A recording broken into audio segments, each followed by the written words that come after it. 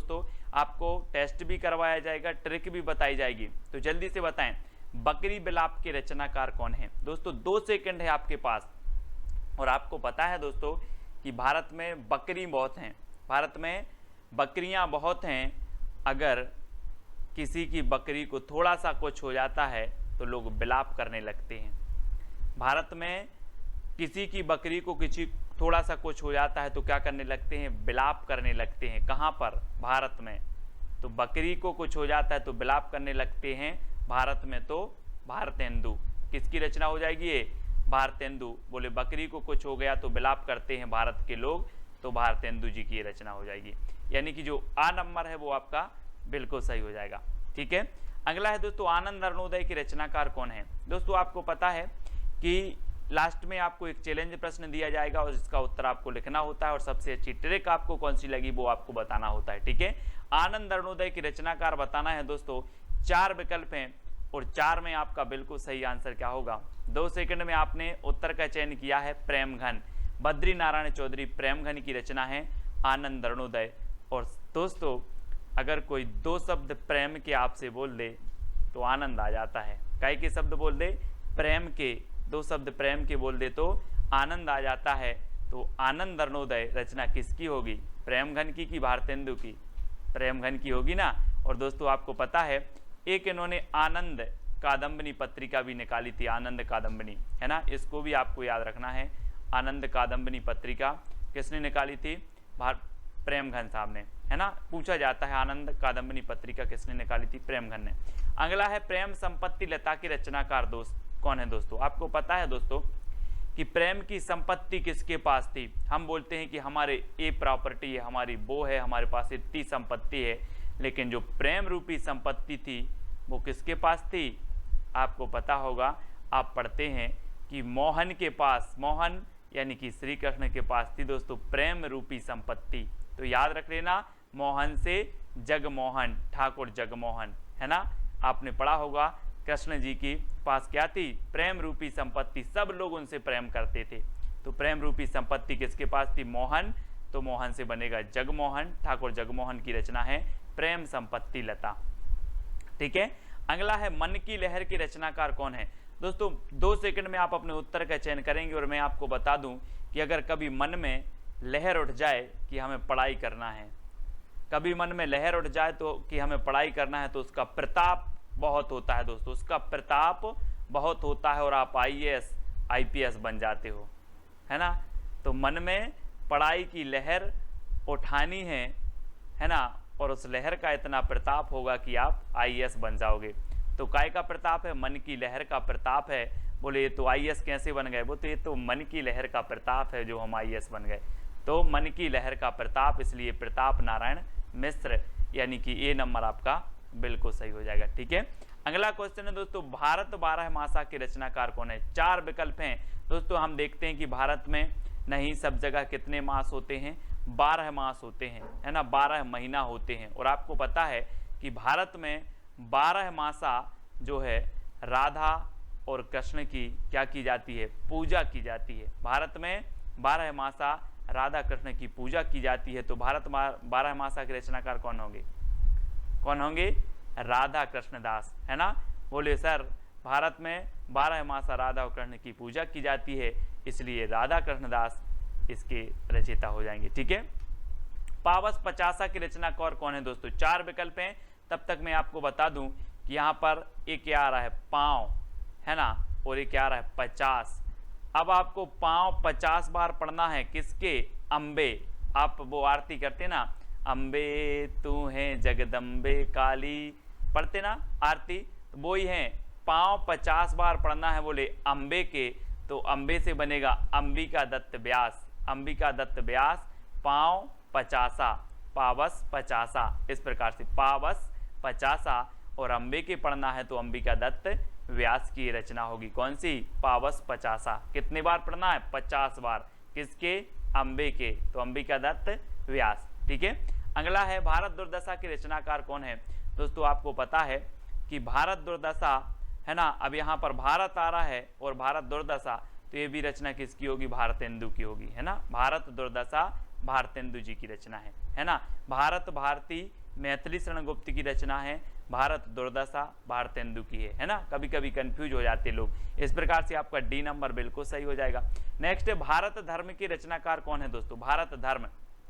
और आपको पता है कि भारत में जब लोग धर्म करते हैं तो दोस्तों किसके पास जाते हैं, अम्बे माता है ना, काली जी के पास जाते हैं। बोले हम तो धर्म करने जा रहे हैं, कहाँ जा रहे हैं, बोले अम्बे के पास जा रहे हैं, अम्बे। तो भारत में धर्म करते हैं लोग अम्बे के पास जाकर के, तो अंबिका दत्त व्यास है ना, अंबिका दत्त व्यास। भारत धर्म के रचनाकार कौन होंगे, अंबिका दत्त व्यास, यानी सा नंबर आपका बिल्कुल सही हो जाएगा। देश दशा के रचनाकार कौन है दोस्तों, देश दशा। देश दशा बताना है दोस्तों। अब क्या हुआ कि श्री कृष्ण और राधा और कृष्ण सोचते होंगे कि अपने समय में भारत की दशा बहुत अच्छी थी है ना, बहुत प्रेम करते थे लोग। अब देखो देश की दशा कैसी हो गई, देश की दशा कैसी हो गई। कौन सोच रहे हैं, राधा कृष्ण तो राधा कृष्ण दास है ना, राधा कृष्ण दास, देश की दशा है ना। अब याद रख लेना, कभी नहीं बोलना। कौन सोच रहे हैं देश की दशा कैसी हो गई, राधा कृष्ण दास, यानी डी नंबर आपका बिल्कुल सही हो जाएगा। ठीक है, अगला है लोकोक्ति शतक के रचनाकार कौन है दोस्तों। आपको पता है दोस्तों, लोकोक्ति मतलब लोक में प्रचलित जो उक्ति होती हैं, और लोक में प्रचलित जो उक्ति होती हैं इनका प्रताप बहुत होता है दोस्तों। आपने अंदाज किया होगा अपने आसपास पड़ोस में अपने जो बड़े बुजुर्ग होते हैं वो लोकोक्ति फेंक देते हैं, एक आध कुछ होता है और डायलॉग में लोकोक्ति फेंक देते हैं, तो लोकोक्ति का प्रताप बहुत होता है। क्या होता है, प्रताप। तो लोकोक्ति शतक के रचनाकार कौन होंगे, बोले सर लोकोक्ति का प्रताप होता है, इसलिए प्रताप नारायण मिश्र, लोकोक्ति शतक। ठीक है, याद रखेंगे, ए नंबर आपका बिल्कुल सही हो जाएगा। अगला है दोस्तों दशरथ विलाप। दशरथ विलाप के रचनाकार कौन है, 4 विकल्प हैं। और दोस्तों आपको पता है कि जो दशरथ विलाप है, ये दशरथ विलाप भारत के लोगों ने देखा कि अमेरिका के लोगों ने देखा। जब रामायण चल रही थी लॉकडाउन में, तो क्या चल रही थी, रामायण, और रामायण में जब वनवास हुआ राम जी को तो दशरथ विलाप कर रहे थे, और दशरथ विलाप कर रहे थे तो ये भारत के लोगों ने देखा, भारत के जन बच्चों ने देखा। तो दशरथ विलाप के रचनाकार कौन होंगे, भारत के ने देखा तो भारतेंदु है ना, अमेरिका वालों ने तो नहीं देखा है ना, भारत के लोगों ने देखा तो भारतेंदु। ठीक है, अगला है वर्षा विनोद और फूलों के गुच्छा के रचनाकार कौन है। दोस्तों आपको याद रख लेना है, भारतेंदु को भारत से जोड़ना है, बस भारतेंदु को भारत से। और आपको पता है कि भारत में ऐसी वर्षा होती है, ऐसी वर्षा होती है कि पेड़ों में एक फूल नहीं पूरा गुच्छा ही फूलता है ना। भारत में ऐसी वर्षा होती है कि पेड़ों में एक फूल नहीं पूरा फूल का गुच्छा फूलता है। कहाँ पर, भारत में। तो भारत में वर्षा होती है तो वर्षा विनोद है ना, और फूलों का गुच्छा फूलता है तो फूलों का गुच्छा, ये भी भारतेंदु की है। वर्षा विनोद भी किसकी है, भारतेंदु की है। ठीक है, और एक जगत विनोद पूछी जाती है दोस्तों, जगत विनोद ये रत्नाकर जी की है ना। और आपने एक मिश्र बंधु की जो रचना है वो आपको बतानी है, वो कौन सी विनोद है ना। तो वर्षा विनोद और फूलों के गुच्छा किसकी है, भारतेंदु जी, यानी डी नंबर आपका बिल्कुल सही होगा। 100 अजान एक सुजान की रचनाकार कौन है दोस्तों, 100 अजान एक सुजान। बोले ऐसा क्या है सुजान में कि 100 अजान और एक सुजान, ऐसा क्या है सुजान में। तो बोले भैया सुजान के बाल बहुत अच्छे हैं। क्या है सुजान, क्या आपने देखा होगा घनानंद जी की प्रेमिका का नाम था सुजान है ना। अब बोले 100 अजान और एक सुजान, तो बहुत सारे लोग बोले यार सुजान में ऐसा क्या है। तो बोले सुजान के बाल बहुत अच्छे हैं, तो बाल से बनेगा बालकृष्ण भट्ट। सुजान के क्या हैं, बाल बहुत अच्छे हैं, एक अजान और 100 सुजान है ना। एक इसकी है बालकृष्ण भट्ट जी का है ना। ये 4 नंबर आपका बिल्कुल सही हो जाएगा है ना। हिंदी प्रदीप के ये रचनाकार थे। तो हमने आपको याद करवाई थी ट्रिक कि प्रदीप के बाल भट्टा से भरत गए है ना। तो प्रदीप, हिंदी प्रदीप, और बाल से बालकृष्ण भट्ट, इस प्रकार से आपको याद रखना है। अगला है दोस्तों नूतन ब्रह्मचारी के रचनाकार कौन है, और 4 विकल्प हैं, 2 सेकंड है। नूतन मतलब होता है नया, नूतन मतलब होता है क्या, नया। अब नया ब्रह्मचारी कौन बनेगा, कोई बालक ही बनेगा, कोई बाल बनेगा है ना। तो आपने एक सुना होगा बाल ब्रह्मचारी और एक सुना है यहाँ पर नूतन ब्रह्मचारी। बोले सर कोई नया बाल ब्रह्मचारी बनेगा तो वो बाल बनेगा, तो बालकृष्ण भट्ट, है ना, कोई बालक बनेगा तो बालकृष्ण भट्ट, और इसको बाल ब्रह्मचारी कर दो, बाल ब्रह्मचारी, तो ये बालकृष्ण भट्ट की है नूतन ब्रह्मचारी। ठीक है, ए नंबर, सी नंबर आपका बालकृष्ण भट्ट बिल्कुल सही हो जाएगा। अगला है बाल विवाह नाटक के रचनाकार कौन है? दोस्तों बाल विवाह नाटक, अब यहाँ तो सीधा सीधा है कि यहाँ पर बाल आया है और यहाँ पर भी बाल आ गया, तो बाल विवाह के बालकृष्ण भट्ट हैं, है ना, तो सा नंबर आपका बिल्कुल सही हो जाएगा। ठीक है, अगला है दोस्तों लालित्य लहरी की रचनाकार कौन है? लालित्य लहरी, और 4 विकल्प हैं। और दोस्तों आपको पता है कि कुछ लोग बहुत लालायत रहते हैं, काय के? प्रेम के। आपने वो गाना सुना होगा, कौन सा, कि हायो रब्बा दिल करता है देखो अजब तमाशे हैं, प्यार बांटने वाले देखो प्यार के कितने प्यासे हैं। तो कुछ दोस्तों क्या है, प्रेम के बहुत प्यासे रहते हैं, लालायत रहते हैं, लालायत, तो ये लालित्य से लालायत, है ना, तो लालित्य लहरी, अभी आपने साहित्य लहरी पढ़ी होगी, है ना, लेकिन अब लालित्य लहरी, तो ये लालित्य लहरी से लालायत, बोले लालायत रहते हैं, काय के? प्रेम के, तो ये प्रेम की रचना है, प्रेम घन की रचना है, यानी बा नंबर आपका बिल्कुल सही हो जाएगा। ठीक है, लालायत रहते हैं, काय के? प्रेम के, तो लालित्य लहरी प्रेम घन की है ना।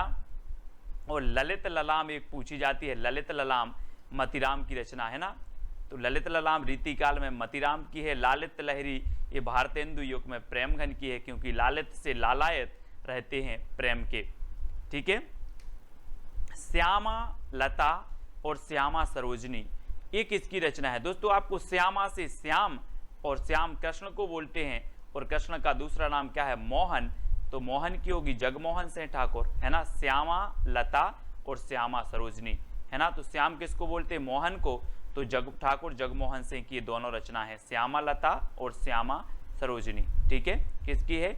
जगमोहन सिंह की। अगला क्वेश्चन है बंदर सभा के रचनाकार कौन है? दोस्तों आपको पता है दोस्तों कि भारत में बंदर की भी सभा होती है, भारत में बंदर की भी सभा होती है, अमेरिका में नहीं होती, कहाँ होती है? भारत में। तो भारत में बंदर सभा होती है, तो बंदर सभा के रचनाकार कौन होंगे? कौन होंगे? बंदर सभा भारत में होती है तो कौन होंगे? भारतेंदु की प्रेम घन, भारतेंदु होगी ना, भारत में होती है बंदर सभा, तो भारतेंदु जी की रचना है। ठीक है, अगला क्वेश्चन है देवयानी की रचनाकार कौन है? दोस्तों देवयानी, देव यानी क्या होता है? देव यानी, बोले सर देव यानी होता है मोहन, यानी कि कृष्ण जी, देव यानी मोहन, देव यानी मोहन। अब बोलते ना कि देव यानी क्या होता है, देव का मतलब क्या होता है, ऐसे करते ना, तो देव यानी मोहन, देव यानी मोहन। ठीक है, तो देवयानी की रचनाकार कौन होंगे? जगमोहन सिंह, ठाकुर जगमोहन सिंह।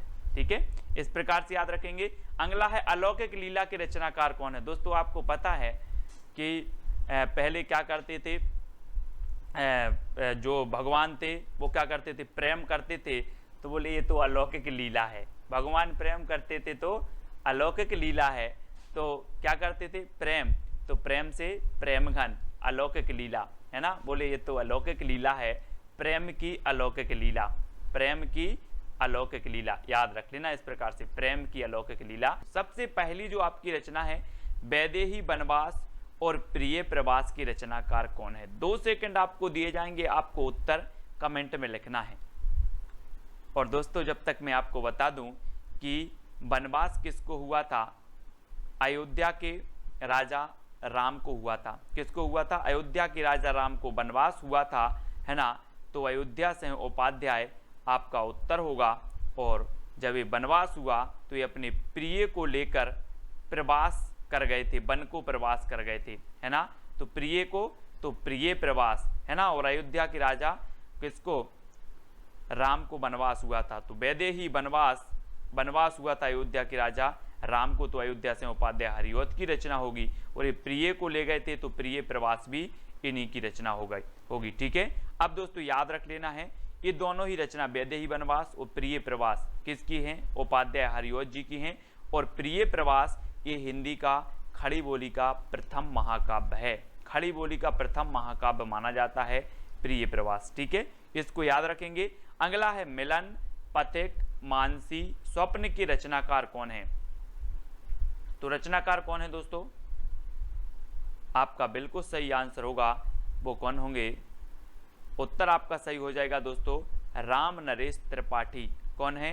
त्रिपाठी। यानी कि आपका जो विकल्प नंबर सी है वो बिल्कुल सही हो जाएगा। ठीक है, मिलन, पथिक, मानसी और स्वप्न, ये राम नरेश त्रिपाठी की चारों रचनाएं हैं। इनको याद कर लेना, इनका क्रम भी यही है दोस्तों। मिलन के पथ में मानसी का स्वप्न देखा, मिलन के पथ में मानसी, इनका क्रम भी सबसे पहले मिलन, फिर पथ, फिर मानसी और स्वप्न, इनका क्रमबद्ध भी कई बार पूछा जाता है। तो आपको याद रख लेना, मिलन के पथ में मानसी का स्वप्न देखा, ये राम नरेश त्रिपाठी की रचनाएं हैं, है ना। कैसे याद करोगे? मिलन के पथ में मानसी का स्वप्न देखा, ये राम नरेश त्रिपाठी जी की रचनाओं का एक ट्रिक हो जाएगी जो आपको याद रख लेना है, और ये रचनाएं त्रिपाठी जी की हैं। ठीक है, अगला है दोस्तों, कृषक क्रंदन के रचनाकार कौन हैं? दोस्तों आपको पता है कि जब इस प्रकार से पानी नहीं गिरता तो कृषक क्या करता है? क्रंदन करता है। और क्रंदन इसका ईश्वर के पास गया, गया क्या? क्रंदन गया, तो क्रंदन गया, तो गया से गया प्रसाद शुक्ल स्नेही, क्रंदन गया तो गया प्रसाद शुक्ल स्नेही, तो कृषक का क्रंदन गया, तो गया प्रसाद शुक्ल स्नेही की रचनाकार जो है कृषक क्रंदन की रचनाकार हो जाएंगे। इस प्रकार से अब कभी भी आपकी रचना पूछेगी, बोली कृषक क्रंदन, तो आपको याद आएगा क्रंदन गया, तो गया प्रसाद शुक्ल स्नेही। अगला, हिंडोला की रचनाकार कौन है दोस्तों? चार विकल्प है, चार में से आपको बताना है, और आपको पता है कि आपको याद कर लेना है जगन्नाथ का हिंडोला, जगन्नाथ का हिंडोला, यानी कि जो सी नंबर है वो बिल्कुल सही हो जाएगा, जगन्नाथ का हिंडोला। तो हिंडोला रचना और ये किसकी हो जाएगी? जगन्नाथ दास रत्नाकर। ये देखो चित्र में जगन्नाथ का हिंडोला, जगन्नाथ का हिंडोला। अब कभी भूलोगे आप? नहीं भूल पाओगे। जगन्नाथ का हिंडोला, बोले हिंडोला रचना किसकी है? बोले जगन्नाथ दास रत्नाकर, है ना। सी नंबर आपका बिल्कुल सही हो जाएगा। अगला है संपत्ति शास्त्र की रचनाकार कौन है? दोस्तों चार विकल्प हैं, चार में से चयन करना है, और आपको पता है अगर आप महावीर की भक्ति करोगे तो आपके पास संपत्ति की कमी नहीं रहेगी। किसकी भक्ति करोगे? महावीर भगवान की भक्ति करोगे तो आपके पास संपत्ति की क्या नहीं रहेगी? कमी नहीं रहेगी। तो महावीर से बनेगा आपका महावीर प्रसाद द्विवेदी। ठीक है, महावीर से क्या बनेगा? महावीर प्रसाद द्विवेदी। इस प्रकार से आपको याद रखना है। ठीक है, बोले महावीर की भक्ति करेंगे तो संपत्ति की कमी नहीं रहेगी। महावीर प्रसाद द्विवेदी, इनके नाम पर द्विवेदी योग का नाम पड़ा था। ठीक है, भारत भारती की रचनाकार कौन है दोस्तों? चार विकल्प हैं, भारत भारती, और आपको पता है कि हम भारत भारती की शरण में हैं। हम लोग क्या हैं? भारत भारती की, माँ भारती की शरण में हैं कि नहीं है? चित्र में देखो जरा, माँ भारती की शरण में है हम लोग, है ना, माँ भारती की शरण में। तो भारत भारती की शरण, तो मैथिली शरण गुप्त, भारत भारती की शरण में है तो मैथिली शरण गुप्त, है ना, शरण गुप्त, मैथिली शरण गुप्त कि इसके रचनाकार हो जाएंगे, है ना। रस कलश के रचनाकार कौन है दोस्तों? रस कलश, ये देखो, रस का कलश औंधा दिया, औंध दिया, है ना, रस का कलश औंध दिया, तो रस कलश के रचनाकार कौन होंगे? औध दिया तो हरिऔध, है ना। रस का कलश हरि के ऊपर औंध दिया, हरि मतलब भगवान, भगवान के ऊपर औंध दिया, तो रस कलश हरि के ऊपर औंध दिया। चित्र में देखो, हरि के ऊपर औंध दिया, है ना, औंध दिया ना, तो हरिऔध, रस कलश रचनाकार हरिऔध की है। ठीक है, अगला है काव्य मंजूषा के रचनाकार कौन है? दोस्तों चार विकल्प हैं, 4 सेकंड में आप उत्तर बताएंगे। ट्रिक भी आपके सामने है कि महावीर का काव्य मंजूषा पढ़ती है। महावीर का काव्य कौन पढ़ती है? मंजूषा पढ़ती है। तो काव्य मंजूषा महावीर प्रसाद द्विवेदी, यानी डी नंबर आपका बिल्कुल सही हो जाएगा। अब महावीर का काव्य मंजूषा पढ़ती है, याद रखेंगे आप, महावीर का काव्य मंजूषा पढ़ती है ना। तो काव्य मंजूषा के रचनाकार जो होंगे वो महावीर प्रसाद द्विवेदी होंगे।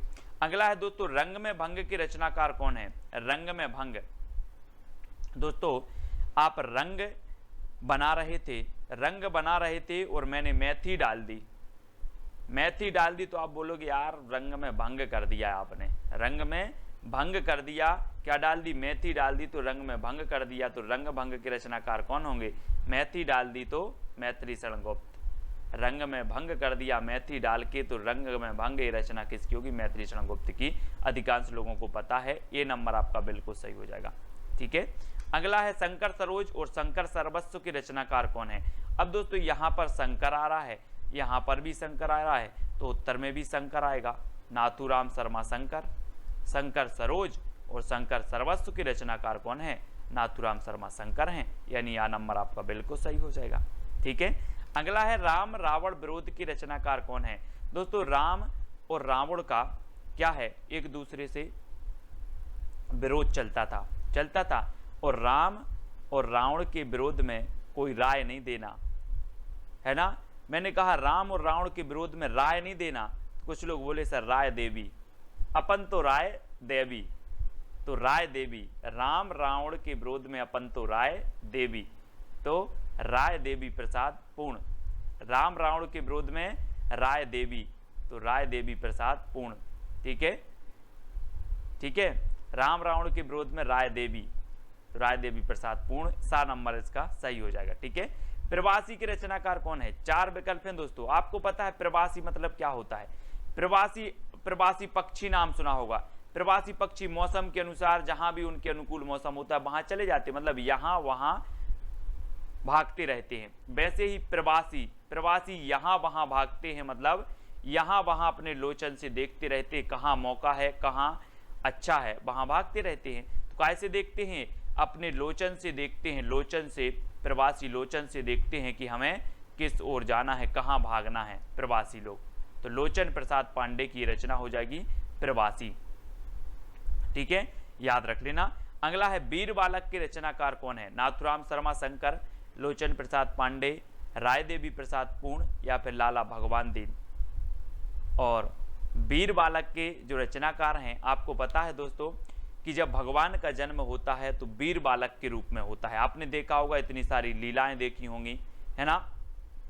कृष्ण की ही बात कर लो, कृष्ण जी का जन्म हुआ, भगवान का जन्म हुआ तो वीर बालक के रूप में हुआ। तो भगवान का जन्म होता है तो कैसे होता है? वीर बालक के रूप में। तो वीर बालक के रचनाकार कौन होंगे? लाला भगवान दीन, लाला भगवान दीन, है ना। भगवान का जन्म वीर बालक के रूप में होता है तो वीर बालक के रचनाकार लाला भगवान दीन। ठीक है, अगला है दोस्तों रामचरित चिंतामणि की रचनाकार कौन है?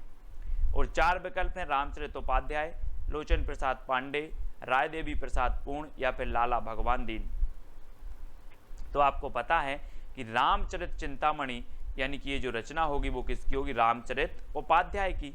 रामचरित चिंतामणि के रचनाकार रामचरित उपाध्याय, यानी आपका 1 नंबर बिल्कुल सही हो जाता है। ठीक है, ए नंबर। नेक्स्ट है भारत गीत की रचनाकार कौन है दोस्तों? 4 विकल्प हैं।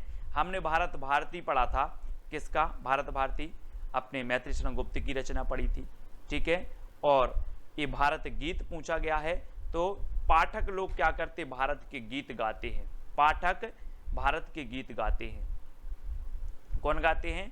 पाठक। तो श्रीधर पाठक, तो पाठक भारत के गीत गाते हैं, तो भारत गीत की रचनाकार कौन होंगे? श्रीधर पाठक, यानी सा नंबर आपका बिल्कुल सही हो जाएगा, सा नंबर।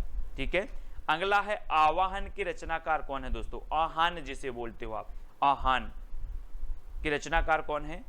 तो वो है बालकृष्ण शर्मा नवीन, है ना। और दोस्तों आज कृष्ण जन्माष्टमी भी है, तो हम कृष्ण का क्या करते हैं? आवाहन करते हैं, कृष्ण जी आओ मेरे मन मंदिर में विराजमान हो जाओ, है ना। इस प्रकार से क्या करते? आवाहन करते हैं, कृष्ण जी आओ और मेरे मन मंदिर में विराजमान हो जाओ। तो किसका आह्वान करते हैं हम? कृष्ण का। तो बालकृष्ण शर्मा नवीन की रचना कौन सी है? आवाहन, है ना, यानी बा नंबर आपका बिल्कुल सही हो जाएगा, बा नंबर। नेक्स्ट है यशोधरा और साकेत की रचनाकार कौन है? 4 विकल्प हैं और 4 में से चयन करना है। और रामचरित उपाध्याय, बालकृष्ण शर्मा नवीन, मैथिली शरण गुप्त, लाला भगवान दीन। तो आपका बिल्कुल सही आंसर होगा दोस्तों कि यशोधरा और साकेत ने मैथिली, है ना। जब 10वीं पास हो जाती है उसके बाद सब्जेक्ट लेना पड़ता है इस प्रकार से। तो यशोधरा और साकेत ने क्या ली? मैथिली। तो यशोधरा और साकेत की रचनाकार कौन होंगे? मैथिली शरण गुप्त, मैथिली शरण गुप्त। अब याद रख लेना यशोधरा और साकेत ने मैथिली, यशोधरा और साकेत ने क्या ली, मैथिली। तो मैथिली शरण गुप्त की रचना होगी। एक खंड काव्य है यशोधरा और ये साकेत महाकाव्य है, इसमें 12 सर्ग हैं, है ना, याद रखना। और 12वें सर्ग में उर्मिला और लक्ष्मण का मिलन भी है। नेक्स्ट है स्वदेशी कुंडल की रचनाकार कौन है। दोस्तों अब अगर कोई कुंडल खरीदना है, किसी को मतलब सोने के कुंडल खरीदना है तो अपन क्या करेंगे, स्वदेशी की राय दोगे कि चाइना के खरीदवा दोगे। स्वदेशी की राय देवी, स्वदेशी की राय देवी। बोले सर अपन तो स्वदेशी की राय देवी, है ना, स्वदेशी की राय देवी। तो स्वदेशी कुंडल राय देवी, राय देवी प्रसाद पूर्ण, स्वदेशी की राय देवी। काई की राय देवी, स्वदेशी की। तो 4 नंबर आपका बिल्कुल स्वदेशी कुंडल के रचनाकार कौन हो जाएंगे, राय देवी प्रसाद पूर्ण। बिकट भट्ट के रचनाकार कौन है दोस्तों, बिकट भट्ट। 4 विकल्प हैं और 4 में आपको याद रखना है कि रामचरित उपाध्याय की है, बालकन शर्मा नवीन की है, मैत्री शरण गुप्त की है या फिर लाला भगवान दीन की है। तो याद रख लेना है आपको, आपका सही उत्तर हो जाएगा मैथिली शरण गुप्त की। मैथिली का विकेट गिर गया, मैथिली का विकट गिर गया, मैथिली का दे देखो विकट गिर गया। तो बिकट भट्ट की रचनाकार कौन होंगे, बोले सर मैथिली का विकट गिर गया, विकट गिर गया तो मैथिली शरण गुप्त, ठीक है, विकट गिर गया और बिकट भट्ट मैथिली शरण गुप्त, है ना। अगला है उद्धव शतक और गंगा अवतरण की रचनाकार कौन है, रामचरित उपाध्याय, जगन्नाथ दास रत्नाकर, मैथिली शरण गुप्त या फिर लाला भगवान दीन। 4 विकल्प हैं, 4 में से आपको चयन करना है। वीडियो को लाइक करना है और आपको शेयर भी करना है, ठीक है। और आपका बिल्कुल सही आंसर होगा कि उद्धव शतक और गंगा अवतरण के रचनाकार हैं जगन्नाथ दास रत्नाकर। रत्नाकर ने गंगा अवतरण में शतक लगाया, रत्नाकर ने गंगा अवतरण में शतक लगाया, गंगा अवतरण से गंगा अवतरण शतक लगाया तो उद्धव शतक, ठीक है। रत्नाकर ने कब लगाया, गंगा अवतरण में शतक लगाया। रामायणी महाकाव्य की रचनाकार कौन है। 4 विकल्प हैं, 2 सेकंड में आप अपने उत्तर का बताना है दोस्तों। और यहाँ पर चित्र में देखना दोस्तों, एक कामायनी रचना है और ये महाकाव्य है। और आपको पता है कि आप कामना करने जाते हो कहाँ पर, जयशंकर की प्रसाद, शंकर जी के पास जाते हो ना, भगवान मुझे परीक्षा पास करवा देना, तो क्या करने जाते हो, कामना करने जाते हो। तो कामायनी महाकाव्य किसका होगा, शंकर जी के पास जाते हो तो जयशंकर प्रसाद, ठीक है। और एक कामायनी दोस्तों आपको ये आपको रचना दिख रहा है, ये रचना है, ये बुक है और ये जयशंकर प्रसाद जी की है, ठीक है। और ये महाकाव्य है, कितने सर्गों का महाकाव्य है, 15 सर्गों का महाकाव्य है दोस्तों। और 1935 में ये प्रकाशित हुआ था, ठीक है। तो याद रख लेना, छायावाद का श्रेष्ठ महाकाव्य माना जाता है। लोकायतन महाकाव्य के रचनाकार कौन है दोस्तों। 4 विकल्प हैं दोस्तों, महाकाव्य लोकायतन और कामायनी, ये दोनों ही छायावाद के महाकाव्य हैं। और आपको बताना है 2 सेकंड में। और इसकी जो ट्रैक है दोस्तों, लोक में सुमित्रा आए हैं, लोक में सुमित्रा आए हैं, तो लोक में तो लोकायतन और सुमित्रा आए हैं तो सुमित्रा नंदन पंत। ये सुमित्रा नंदन पंत का महाकाव्य माना जाता है दोस्तों लोकायतन, ठीक है। यानी बी नंबर आपका सही हो जाएगा। आपको ट्रिक याद रखनी है, लोक में सुमित्रा आए हैं, लोक से लोकायतन और सुमित्रा से सुमित्रा नंदन पंत, ठीक है। पल्लव के रचनाकार कौन है दोस्तों। 4 विकल्प हैं, जब तक मैं आपको बता दूं कि जो पल्लव है इसे छायावाद का घोषणा पत्र, छायावाद का मैनिफेस्टो कहा जाता है। पंत जी की प्रसिद्धि का आधार भी कौन सा है, पल्लव ग्रंथ है। और ये किसकी है, पंत जी की है, सुमित्रा नंदन पंत। और इन्हें प्रकृति का चेतेरा कवि भी कहा जाता है ना, प्रकृति का सुकुमार कवि, प्रकृति का चेतेरा कवि। और दोस्तों सुमित्रा से पल्लव पड़ा है, आप बोलते ना कि किससे पाला पड़ गया यार, वही है, सुमित्रा से पाला पड़ा है, सुमित्रा से पल्लव पड़ा है, ठीक है। तो सुमित्रा से पल्लव पड़ा तो सुमित्रा नंदन पंत की रचना हो जाएगी पल्लव। तुलसीदास के रचनाकार कौन है।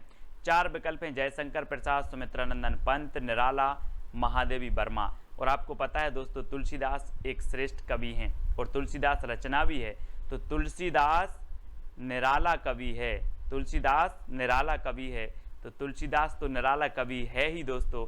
और तुलसीदास जो रचना है ये भी निराली रचना है, यानी कि निराली से और निराला से आपका निराला सा नंबर सही हो जाएगा। आपको याद रख लेना तुलसीदास निराला कवि है, ठीक है। तो ये तुलसीदास रचना निराला की हो जाएगी, ठीक है। अगला है दोस्तों राम की शक्ति पूजा के रचनाकार कौन है। बहुत ही बढ़िया रचना है और मोस्ट इंपॉर्टेंट है दोस्तों। और राम की शक्ति की पूजा कौन करते हैं, निराले व्यक्ति करते हैं, है ना। या फिर राम की शक्ति पूजा निराली है, राम की शक्ति पूजा निराली है, राम की शक्ति पूजा निराले व्यक्ति करते हैं। तो राम की शक्ति पूजा के रचनाकार कौन होंगे, कौन होंगे, निराला, यानी कि जो सा नंबर है वो आपका बिल्कुल सही हो जाएगा। यामा के रचनाकार कौन है दोस्तों, यामा, जैसे कि 1982 में ज्ञानपीठ पुरस्कार मिला था दोस्तों। और आपको पता है कि आप बोलते ना या माँ बोलते किसे, महादेवी को, महादेवी को माँ बोलते हैं। तो ये यामा भी रचना किसकी हो जाएगी, महादेवी वर्मा की हो जाएगी। ठीक है, याद रख लेना। छायावाद की श्रेष्ठ कवित्री हैं दोस्तों, इन्हें आधुनिक मीरा भी कहा जाता है ना। आधुनिक मीरा किसे कहा जाता है, तो महादेवी वर्मा को, है ना। और चित्ररेखा के रचनाकार कौन है। 4 विकल्प हैं, 2 सेकंड है दोस्तों आपके, और आपको बताना है, और आपका बिल्कुल यहां पर सही हो जाएगा। चित्ररेखा ए राम कुमार वर्मा, यानी कि जो सा नंबर है वो बिल्कुल सही हो जाएगा। दोस्तों आपको पता है राम कुमार का चित्र रेखा ने देखा, चित्र रेखा, तो राम कुमार का चित्र रेखा ने देखा, ये आपकी ट्रिक है। तो चित्र रेखा, है ना, चित्र रेखा ने देखा किसका, राम कुमार का। तो चित्ररेखा के रचनाकार कौन होंगे, राम कुमार वर्मा। अब याद रख लेना आप कैसे याद रखोगे, राम कुमार का चित्र रेखा ने देखा, तो चित्ररेखा राम कुमार वर्मा की रचना हो जाएगी। ठीक है, अगला है निहार, रश्मि, नीरजा, सांदगीत और दीपशिखा के रचनाकार कौन है। 4 विकल्प आपके पास, जयशंकर प्रसाद, सुमित्रा नंदन पंत, राम कुमार वर्मा, महादेवी वर्मा। इनमें से 2 सेकंड में आपको बताना है कि निहार, रश्मि, नीरजा, है ना, सांदगीत और दीपशिखा। और आपको पता है दोस्तों कि ये पूरी ही रचनाएं किसकी हैं, महादेवी वर्मा की हैं। महादेवी वर्मा, यानी कि 4 नंबर आपका बिल्कुल सही हो जाएगा। अब यहाँ पर देखो दोस्तों, सबसे पहले क्या होता है प्रभात में, सबसे पहले जब हमारा सुबह होता है, प्रभात होता है, तब निहार आता है। निहार यानी कि ओस आता है कि सुबह सुबह की नहीं, ओस आता है, तो निहार आता है, निहार। ठीक है, फिर क्या आती है, रश्मि, यानी कि सूरज की ज्योति आती हैं, तो रश्मि आती है। ठीक है, फिर रश्मि आती है, और फिर दोस्तों नीरजा खिलती है, यानी कि जो है कमल खिलता है ना, कमल खिलता है, तो नीरजा खिलता है। ठीक है, फिर सांदगीत, फिर सांदगीत में हम क्या करते हैं, सांदगीत की बेला आती है, शाम को सांदगीत की बेला आती है, और उसके बाद हम महादेवी को क्या जलाते हैं, दीपशिखा जलाई जाती है, महादेवी को दीपशिखा जलाई जाती है। तो अब याद रख लेना आप, थोड़ा सा अपना मुंह ऊपर करो और देखो कि सबसे पहले प्रभात आता है ना, प्रभात आता है, फिर दोस्तों रश्मि आती है ना, फिर रश्मि आती है, फिर नीरजा खिलता है, फिर सांदगीत गाते हैं, सांदगीत की बेला आती है, और फिर महादेवी के सामने हम दीपशिखा जलाते हैं। तो ये चारों ही रचनाएं जो हो जाएंगी, 5 रचनाएं किसकी होंगी, महादेवी वर्मा की। ठीक है, इस प्रकार से याद रखेंगे। और अगला देखो दोस्तों, नए पत्ते की रचनाकार कौन है। जयशंकर प्रसाद, सुमित्रा नंदन पंत, निराला, महादेवी वर्मा कौन है। ये सारी की सारी रचनाएं, ये सारी की सारी जो PDF स्टडी मटेरियल है दोस्तों, वो ज्वाइन मेंबर को ज्वाइन व्हाट्सएप ग्रुप में मिल पाएंगे। ठीक है, नए पत्ते के रचनाकार कौन है।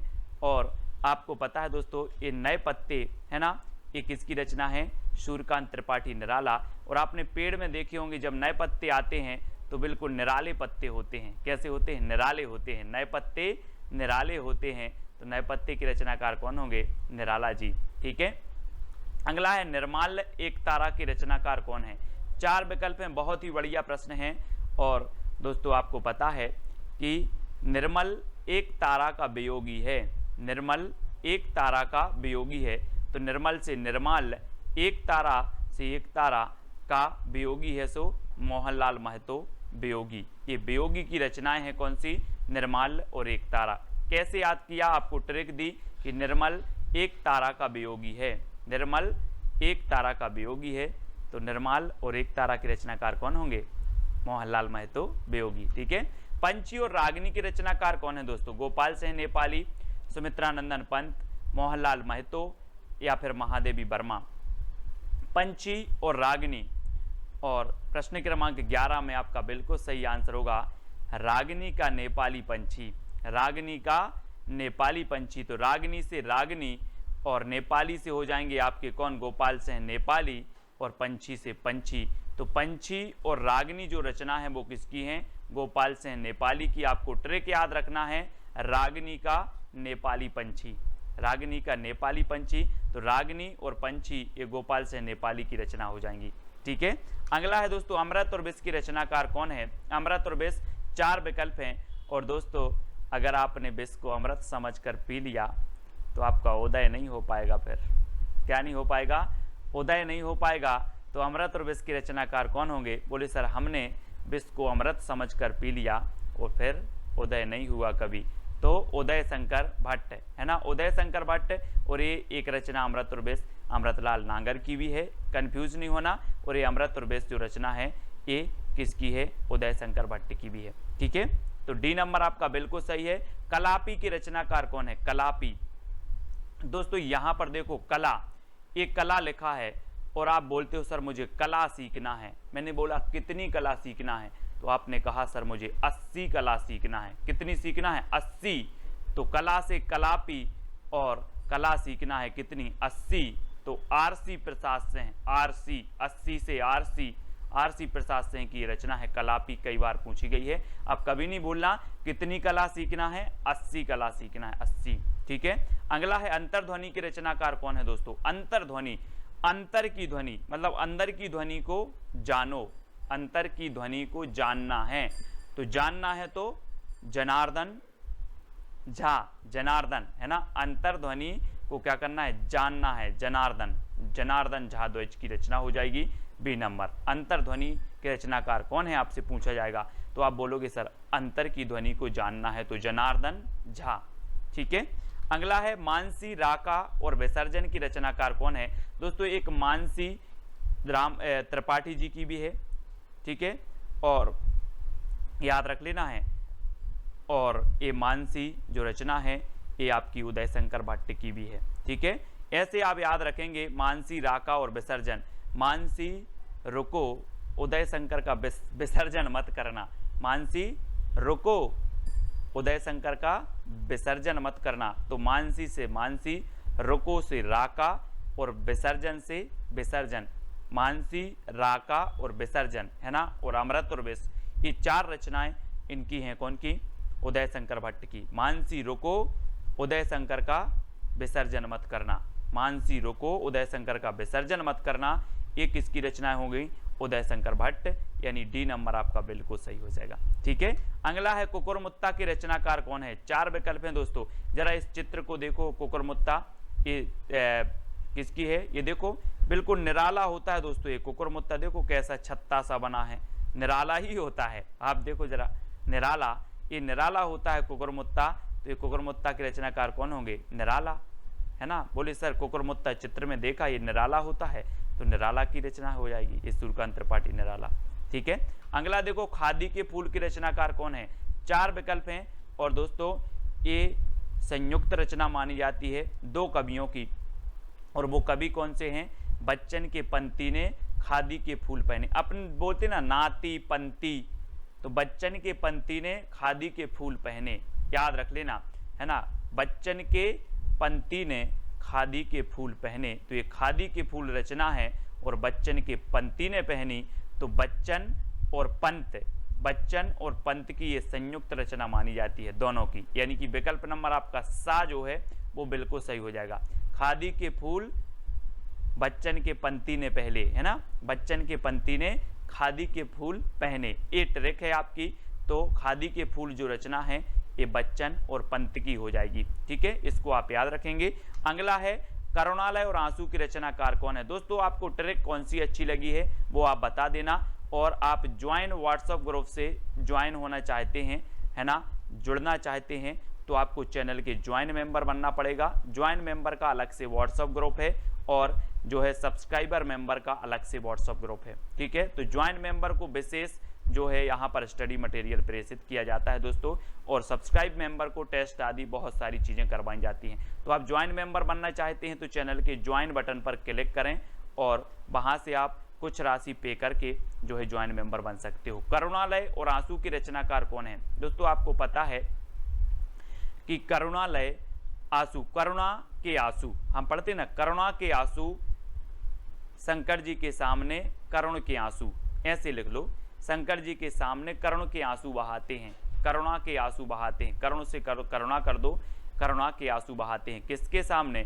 शंकर जी के सामने। तो शंकर जी यानी कि जयशंकर प्रसाद, वैसे तो करुणालय और आंसू सभी को पता होगा, लेकिन याद रख ले कि जो है शंकर जी के सामने करुणा के आंसू बहाते हैं, करुणा के आंसू तो करुणालय और आंसू, ठीक है। इस प्रकार से कामायनी इनकी हम रचना पढ़ चुके हैं, ठीक है। करुणालय भी है, आंसू भी है, झरना भी है और वसी एक इनकी रचना भी है, ठीक है। तो इनको भी आपको याद रखेंगे। और यहाँ पर शंकर जी के सामने करुणा के आंसू बहाते हैं।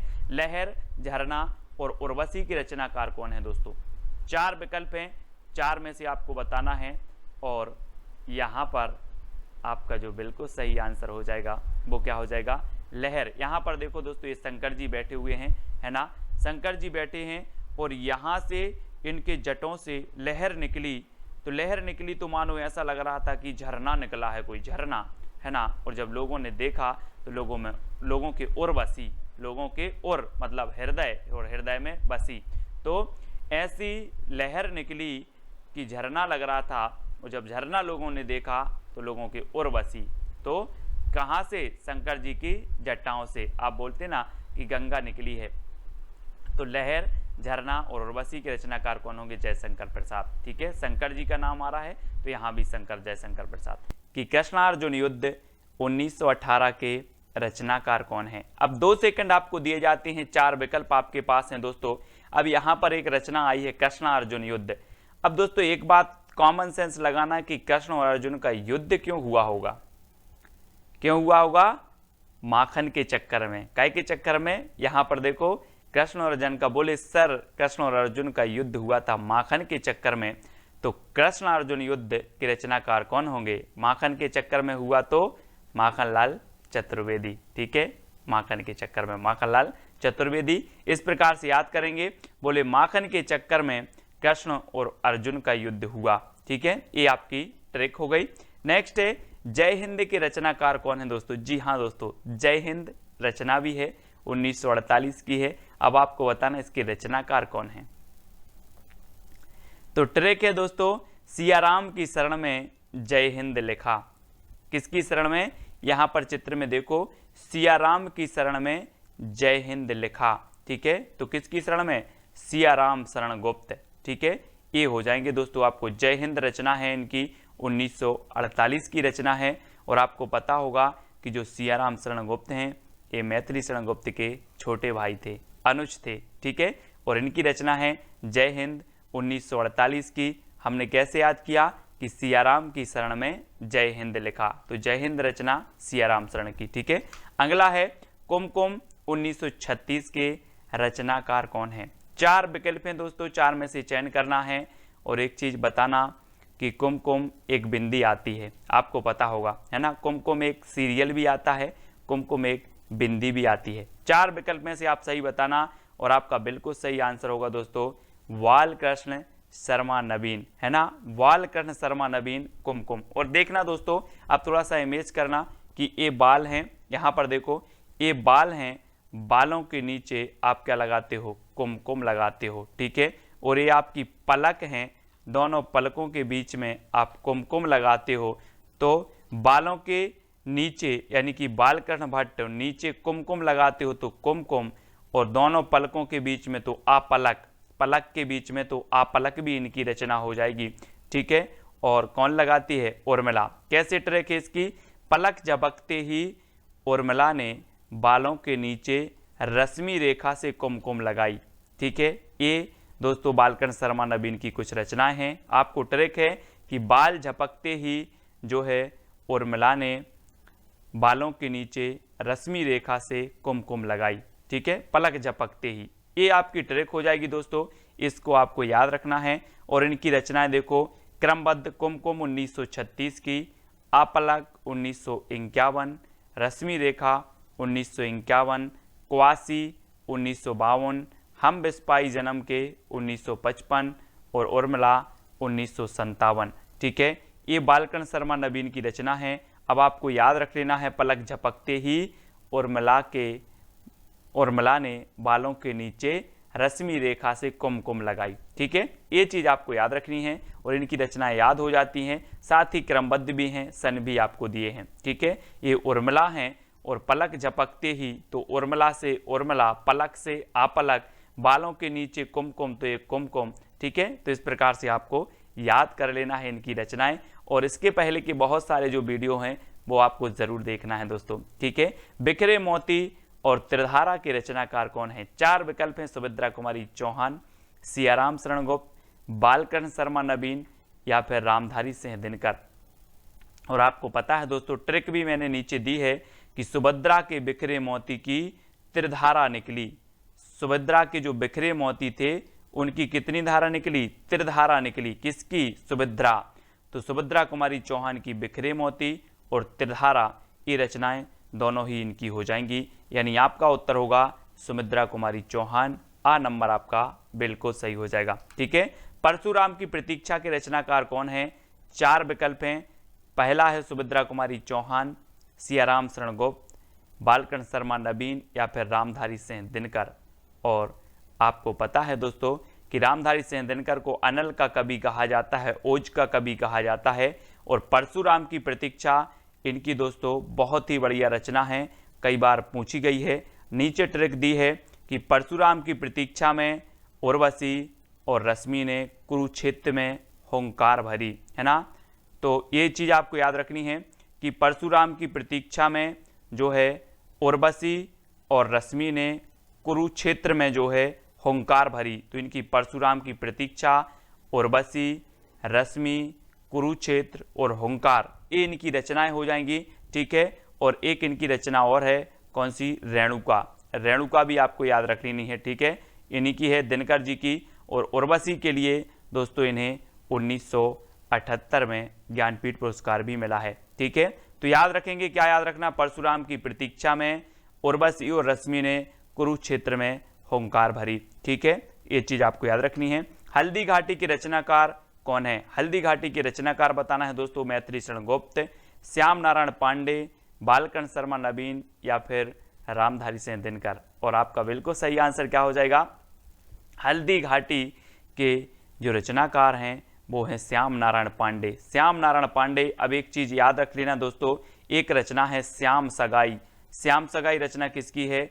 नंददास की रचना है।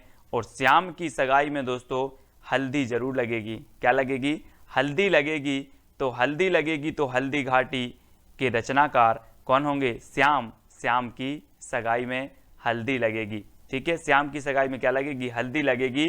तो हल्दी घाटी जो रचना है वो किसकी होगी? श्याम नारायण पांडे। श्याम आएगा। ठीक है, श्याम नारायण पांडे। और श्याम सगाई ये नंददास की रचना है, ये चीज भी आपको याद रखनी है ना। अब मैं पूछूंगा हल्दी किसको लगेगी?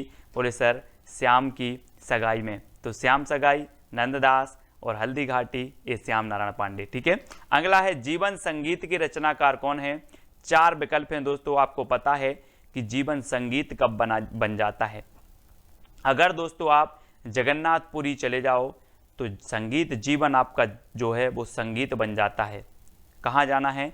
जगन्नाथपुरी आपको जाना है तो आपका जीवन संगीत बन जाएगा। और सबसे बड़ी बात है दोस्तों कि यहाँ पर प्रसाद बहुत मिलता है। क्या मिलता है? प्रसाद। तो जीवन संगीत कब बनता है? जब आप जगन्नाथपुरी जाओगे और यहाँ पर प्रसाद मिलता है, तो जगन्नाथ प्रसाद मिलिंद, है ना। प्रसाद मिलिंद, जगन्नाथपुरी में प्रसाद मिलिंद, तो जीवन संगीत बन जाता है ना। इस प्रकार से अब मैं पूछूंगा जीवन संगीत कब बन जाता है, तो आप बताओगे कि सर जगन्नाथपुरी पहुंच जाएं और वहां पर प्रसाद बहुत मिलता है तो जीवन संगीत बन जाता है। ठीक है, तो जीवन संगीत, जगन्नाथ प्रसाद मिलिंद। ठीक है, अगला है ज्वाला के रचनाकार कौन है? 4 विकल्प हैं दोस्तों, मैथिली शरण गुप्त, श्याम नारायण पांडे, जगन्नाथ प्रसाद मिलिंद या फिर केदारनाथ मिश्र। प्रभात आपको पता होगा कि दोस्तों केदारनाथ में जब बाढ़ आई थी तो सभी लोगों ने वहाँ पर जितने लोगों की मृत्यु हुई थी, जितने लोग बह गए थे, कुछ लोग बेघर हो गए थे, है ना, उनके लिए श्रद्धांजलि के लिए क्या जलाई थी? ज्वाला जलाई थी, ज्वाला, है ना। ये देखो यहाँ पर ज्वाला जलाई थी, कहाँ के लिए? केदारनाथ के लिए। तो ज्वाला के रचनाकार कौन होंगे? केदारनाथ मिश्र। प्रभात, अब यहाँ अग्रवाल नहीं जोड़ना, सिंह नहीं जोड़ना, ये केदारनाथ मिश्र प्रभात हैं जिनकी रचना है ज्वाला। ठीक है, ये चीज आपको याद रखनी है। अगला है साहित्य देवता के रचनाकार कौन है? 4 विकल्प हैं और आपको पता है दोस्तों कि साहित्य देवता को आपको माखन देना पड़ेगा तभी ये सारी रचनाएं याद होंगी, है ना। बोले साहित्य देवता माखन खा लो लेकिन ये रचनाएं याद हो जाएं, है ना। अब सभी लोग माखन खवा देना साहित्य देवता को, तो माखन खवा देना तो माखनलाल चतुर्वेदी, है ना, याद रख लेना। अब साहित्य देवता को प्रसन्न करना है तो माखन खवाना पड़ेगा, माखन, है ना। तो साहित्य देवता के रचनाकार माखन खवाना पड़ेगा तो माखनलाल चतुर्वेदी, 1942 की ये रचना है। अगला है मौर्य विजय के रचनाकार कौन है दोस्तों? 4 विकल्प हैं और आपने रामायण बहुत देखी है। मैथिली शरण गुप्त हैं, श्याम नारायण पांडे हैं, जगन्नाथ प्रसाद मिलिंद हैं या फिर सियाराम शरण गुप्त हैं। और आपको पता होगा दोस्तों कि जब श्री राम विजय प्राप्त करके आए तो इन्हें मौर्य मुकुट लगाया गया। क्या लगाया गया? मौर्य मुकुट लगा गया। किसे? सियाराम को, श्री राम को। ठीक है, तो सियाराम शरण गुप्त की रचना होगी कौन सी? मौर्य विजय। बोले मौर्य विजय प्राप्त करे आए तो मौर्य मुकुट लगाए। देखो चित्र में मौर्य मुकुट लगाया गया, ये क्या करके आए थे? ये दोस्तों विजय प्राप्त करके आए थे। तो सियाराम शरण गुप्त की रचना होगी कौन सी? मौर्य विजय। इसको अब याद रखेंगे। अगला है कैदी और कोकिला के रचनाकार कौन है? मैथिली शरण गुप्त हैं, श्याम नारायण पांडे या फिर जगन्नाथ प्रसाद मिलिंद या माखनलाल चतुर्वेदी।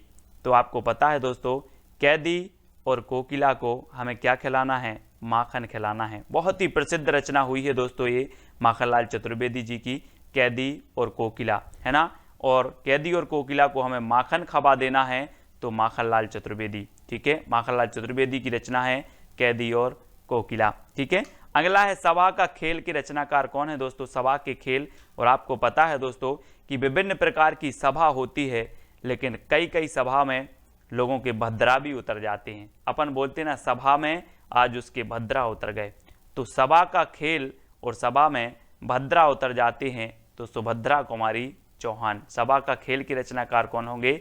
सुभद्रा कुमारी चौहान, है ना। बोले सर सभा में तो भद्रा उतर जाते हैं तो सुभद्रा, भद्रा से सुभद्रा कुमारी चौहान। ठीक है, डी नंबर आपका बिल्कुल सही हो जाएगा। नेक्स्ट है नूरजहां के रचनाकार कौन है? मैथिली शरण गुप्त, श्याम नारायण पांडे, गुरु भक्त सिंह या फिर सुभद्रा कुमारी चौहान। नूरजहां, और आपको पता है दोस्तों कि नूरजहां आदि के चक्कर में कौन नहीं पड़ते? वो नहीं पड़ते, कौन? गुरु भक्त। गुरु भक्त नूरजहां के पीछे नहीं पड़ते, चक्कर में नहीं पड़ते। कौन? गुरु भक्त लोग, इन्हें सिर्फ भक्ति से काम होता है तो गुरु भक्त से हैं। ठीक है, नूरजहां के रचनाकार कौन होंगे? बोले सर नूरजहां के चक्कर में भक्त लोग नहीं पड़ते, गुरु भक्त नहीं पड़ते तो गुरु भक्त से हैं। ठीक है, इस प्रकार से याद करेंगे और ये सिर्फ याद करने का माध्यम है। ठीक है, अगला है कुड़ाल के रचनाकार कौन है? मैथिली शरण गुप्त हैं, श्याम नारायण पांडे, सोहनलाल द्विवेदी या फिर सुभद्रा कुमारी चौहान। और बहुत ही बढ़िया ये प्रश्न है दोस्तों, कुणाल के रचनाकार कौन है? सोहनलाल द्विवेदी, यानी कि आपका सही उत्तर होगा विकल्प नंबर सी। ठीक है, सोहनलाल द्विवेदी। अगला है आत्म बलिदान के रचनाकार कौन है? मैथिली शरण गुप्त हैं, श्याम नारायण पांडे, बालकन शर्मा नवीन या फिर सुभद्रा कुमारी चौहान। दोस्तों आपको पता है अगर मैं बोलूं कि आप आत्म बलिदान कर दो, बोलो सर मैं आत्म बलिदान तो कर दूंगा लेकिन मेरे बालों के बलिदान की मत बोलना, मेरे बालों की बलिदान की मत बोलना, मैं सब कुछ बलिदान कर दूंगा, बालों के बलिदान की मत बोलना। तो आत्म बलिदान के रचनाकार कौन होंगे? बालकृष्ण भट्ट। बाल की मत नहीं, बाल की मत बोलना, है ना। ठीक है, तो बालकृष्ण भट्ट हमने याद किया था दोस्तों, एक हिंदी प्रदीप की रचनाकार थे बालकृष्ण भट्ट। ये बालकृष्ण शर्मा नवीन है, लेकिन हिंदी प्रदीप के हमने देखे थे कि प्रदीप के बाल भट्टा से भरत गए, है ना। तो प्रदीप यानी हिंदी प्रदीप और हिंदी प्रदीप के संपादक बालकृष्ण भट्ट। उसी प्रकार से आत्म बलिदान तो हम कर देंगे लेकिन बालों का बलिदान की मत बोलना। तो आत्म बलिदान के रचनाकार कौन होंगे? बाल से होगा बालकृष्ण शर्मा नवीन। ठीक है, अगला है तक्षशिला के रचनाकार कौन है? 4 विकल्प हैं और दोस्तों आपको पता होगा कि तक्षशिला विश्वविद्यालय बना था, है ना। और जो तक्षशिला है ये बौद्ध शिक्षा, बौद्ध धर्म से संबंधित था, यहाँ का जो क्षेत्र था। ठीक है, और तक्षशिला का क्या हुआ था? भारत में उदय हुआ था। तक्षशिला का भारत में उदय हुआ था। तो तक्षशिला के रचनाकार कौन होंगे? कौन होंगे? तक्षशिला का उदय यानी कि उदय शंकर भट्ट। ठीक है, उदय शंकर भट्ट, अमृत और विष इनकी एक रचना हमने पढ़ी थी, है ना। अमृत और विष अमृतलाल नागर की भी है, अमृत और विष उदय शंकर भट्ट की भी है ना। तक्षशिला का उदय, ये उदय शंकर भट्ट की रचना है तक्षशिला। अब कैसे याद रखोगे? बोले सर तक्षशिला का उदय, तक्षशिला से तक्षशिला रचना, उदय से उदय शंकर भट्ट इसके रचनाकार। अमीर इरादे गरीब इरादे की रचनाकार कौन है? दोस्तों आपको बताना है, और बहुत ही बढ़िया रचना है। तो आपको पता है कि चाहे अमीर हो चाहे गरीब हो, सबके इरादे माखन खाने के रहते हैं। बोले आज माखन मिल जाता। अमीर हो या गरीब हो, सबके इरादे काय के रहते हैं? माखन खाने के रहते हैं। तो गरीब में अमीर इरादे और गरीब इरादे के रचनाकार कौन है? माखनलाल चतुर्वेदी, यानी कि डी नंबर आपका बिल्कुल सही हो जाएगा। ठीक है, अगला है झांसी की रानी कविता के रचनाकार कौन है? 4 विकल्प है, मैथिली शरण गोप, श्याम नारायण पांडे, बालकृष्ण शर्मा नवीन या फिर सुभद्रा कुमारी चौहान। और दोस्तों आपको पता है कि झांसी की रानी लक्ष्मीबाई ने सबके भद्रा उतार दिए थे। क्या उतार दिए थे? भद्रा। और हम पढ़ते आए हैं कि खूब लड़ी मर्दानी वह तो झांसी वाली रानी थी, है ना, पढ़ा है आप लोगों ने। तो झांसी की रानी कविता, झांसी की रानी ने भद्रा उतार दिए थे, तो सुभद्रा कुमारी चौहान। ठीक है, अगला हिमकिरीटनी हिमतरंगिणी की रचनाकार कौन है? दोस्तों आपको पता है हिमतरंगिणी के लिए साहित्य अकादमी पुरस्कार मिला 1955 में, है ना, सबसे पहले। और ये रचना किसकी है? और आपको पता है दोस्तों, हिम जैसे जम जाता है क्या? माखन। माखन भी हिम जैसे जम जाता है। तो याद रख लेना, क्या जम जाता है? माखन। काय के जैसे? हिम जैसे। तो हिमतरंगिणी और हिमकरटनी माखन जैसे जम जाते हैं, तो माखनलाल चतुर्वेदी, यानी कि डी नंबर आपका बिल्कुल सही होगा। और 1942 की रचना, 1949 की और 1955 में इसे साहित्य अकादमी पुरस्कार मिला हेमतरंगिणी के लिए, सबसे पहले हिंदी में। ठीक है, अगला है पाथेय के रचनाकार कौन है? 4 विकल्प हैं दोस्तों। और आपको पता है कि दोस्तों सिया राम को जब क्या हुआ, वनवास हुआ, तो इनके बहुत सारे पाथेय बने, है ना। आपने नाम सुना होगा, बोले केवट के भाग्य खुल गए, केवट भी पाथेय बना। ऐसे अनेकों ऋषि मुनि थे जो सिया राम के पाथेय बने। कौन के? सिया राम के पाथेय बने। तो पाथेय के रचनाकार कौन होंगे? सियाराम शरण गुप्त, सियाराम शरण गुप्त। ठीक है, तो सियाराम के पाथेय इस प्रकार से आपको याद रख लेना। बोले सियाराम के बहुत सारे पाथेय बने। नींद के बादल 1947 के रचनाकार कौन है? 4 विकल्प हैं आपके सामने, केदारनाथ अग्रवाल, सुमित्रानंदन पंत, दिनकर या फिर नागार्जुन। तो आपको पता होगा दोस्तों कि 2013 में केदारनाथ में क्या आई थी? बाढ़ आई थी। केदारनाथ में बाढ़ आई थी, ऐसा लग रहा था कि बादल जो है नींद में सो गए हैं, है ना। तो नींद के बादल कहाँ आए थे? केदारनाथ में। नींद के बादल आए थे केदारनाथ में। तो नींद के बादल के जो रचनाकार होंगे वो कौन होंगे? केदारनाथ अग्रवाल। और यहाँ पर देखो केदारनाथ में नींद के बादल आए और यहाँ पर तबाही मची थी, है ना। तो केदारनाथ में नींद के बादल, इस प्रकार से आपको याद रखना है। ठीक है, अब आपसे कभी भी पूछा जाएगा नींद के बादल के रचनाकार कौन है, तो आप बता दोगे सर नींद के बादल तो केदारनाथ में आए थे, मतलब केदारनाथ अग्रवाल। ठीक है, हिल्लोल के रचनाकार कौन है दोस्तों? 4 विकल्प हैं। और आपको पता है कि केदारनाथ जाना जाता है दोस्तों, शिव का एक धाम है, शिव जी का एक धाम है केदारनाथ। और जब केदारनाथ में बाढ़ आई, केदारनाथ में दोस्तों जब पानी की बाढ़ आई तो हिलोर लग रही थी। देखो चित्र में हिलोर लग रही थी, किसे लग रही थी? शिव जी को हिलोर लग रही थी, शिव जी को। तो हिलोर से हिल्लोल, और हिल्लोल के रचनाकार कौन होंगे? शिव मंगल सिंह सुमन। यानी कि आपका जो विकल्प नंबर सी है वो बिल्कुल सही हो जाएगा, क्योंकि क्या लग रही थी शिव को? हिलोर लग रही थी, हिलोल। ठीक है, इस प्रकार से यानी कि जो सा नंबर है वो आपका बिल्कुल सही हो जाएगा। नेक्स्ट है दोस्तों मिट्टी की बारात के रचनाकार कौन है? त्रिलोचन, शिव मंगल सिंह सुमन, दोनों या फिर नागार्जुन। आपको कमेंट में बताना है। और आपको पता है दोस्तों कि शिव जी की जब बारात निकली तो बाराती जो थे भभूत लगाए थे, मिट्टी की भभूत लगाए थे, है ना। भूत भी बारात में आए थे। तो ऐसा लग रहा था कि जैसे मिट्टी की बारात आ रही हो, जैसे मिट्टी की बारात आ रही हो। किसकी? शिव जी की। तो मिट्टी की बारात ये रचना किसकी होगी? शिवमंगल से समन। और त्रिलोचन भी कहा जाता है दोस्तों किसको? शिव को। तो त्रिलोचन की भी ये रचना है, शिवमंगल से सुमन की रचना है ना? कौन सी? मिट्टी की बारात। तो अब आपको याद रख लेना है मिट्टी की बारात किसकी आ रही थी? बोले सर त्रिलोचन की या फिर शिव जी की। तो शिवमंगल से सुमन और त्रिलोचन, ठीक है। यानी कि आपका उत्तर सी नंबर बिल्कुल सही हो जाएगा। अगला क्वेश्चन है दोस्तों, राह के दीपक 1947 की रचनाकार कौन है? त्रिलोचन, शिवमंगल से सुमन, रांगे राघव या फिर नागार्जुन। तो आपको पता है राह के दीपक कौन बने? राह के दीपक, यहां से देखो जरा चित्र में, श्री राम जी आगे आगे चलकर ये राह के दीपक बने हैं। कौन? राघव, है ना? राघव बोलते हैं ना, रघुपति राघव सीताराम। तो राघव क्या बने? राह के दीपक बने। इस प्रकार से राह के दीपक बने राघव। तो राह के दीपक के रचनाकार कौन होंगे? रांगे राघव, ठीक है। रांगे राघव यानी कि सा नंबर आपका बिल्कुल सही हो जाएगा, ठीक है। अब दोस्तों आपको लास्ट में वीडियो के बताना है कि कौन सी ट्रिक सबसे अच्छी लगी, है ना? कौन सी रचना आपको सबसे ज्यादा याद हुई है। और इसके पहले के वीडियो अगर आपने नहीं देखे हैं तो वीडियो जरूर देखें। तालाब की मछलियां के रचनाकार कौन है दोस्तों? 4 विकल्प हैं और आपको पता है कि तालाब की मछलियां कौन खा गया? तालाब की मछलियां नाग खा गया। ये नाग है और तालाब की मछलियां नांग खा गया। तो तालाब की मछलियां कौन खा गया? नांग। तो नागार्जुन, ठीक है। नांग से नागार्जुन यानी कि सा नंबर आपका बिल्कुल सही होगा। तालाब की मछलियां ये रचना किसकी होगी? बोले सर तालाब की मछलियां नांग खा गया। तो तालाब की मछलियां की रचनाकार नागार्जुन, ठीक है। इस प्रकार से याद रखेंगे। और अगला है दोस्तों कदली बन, हंसमाला, मिट्टी और फूल के रचनाकार कौन है?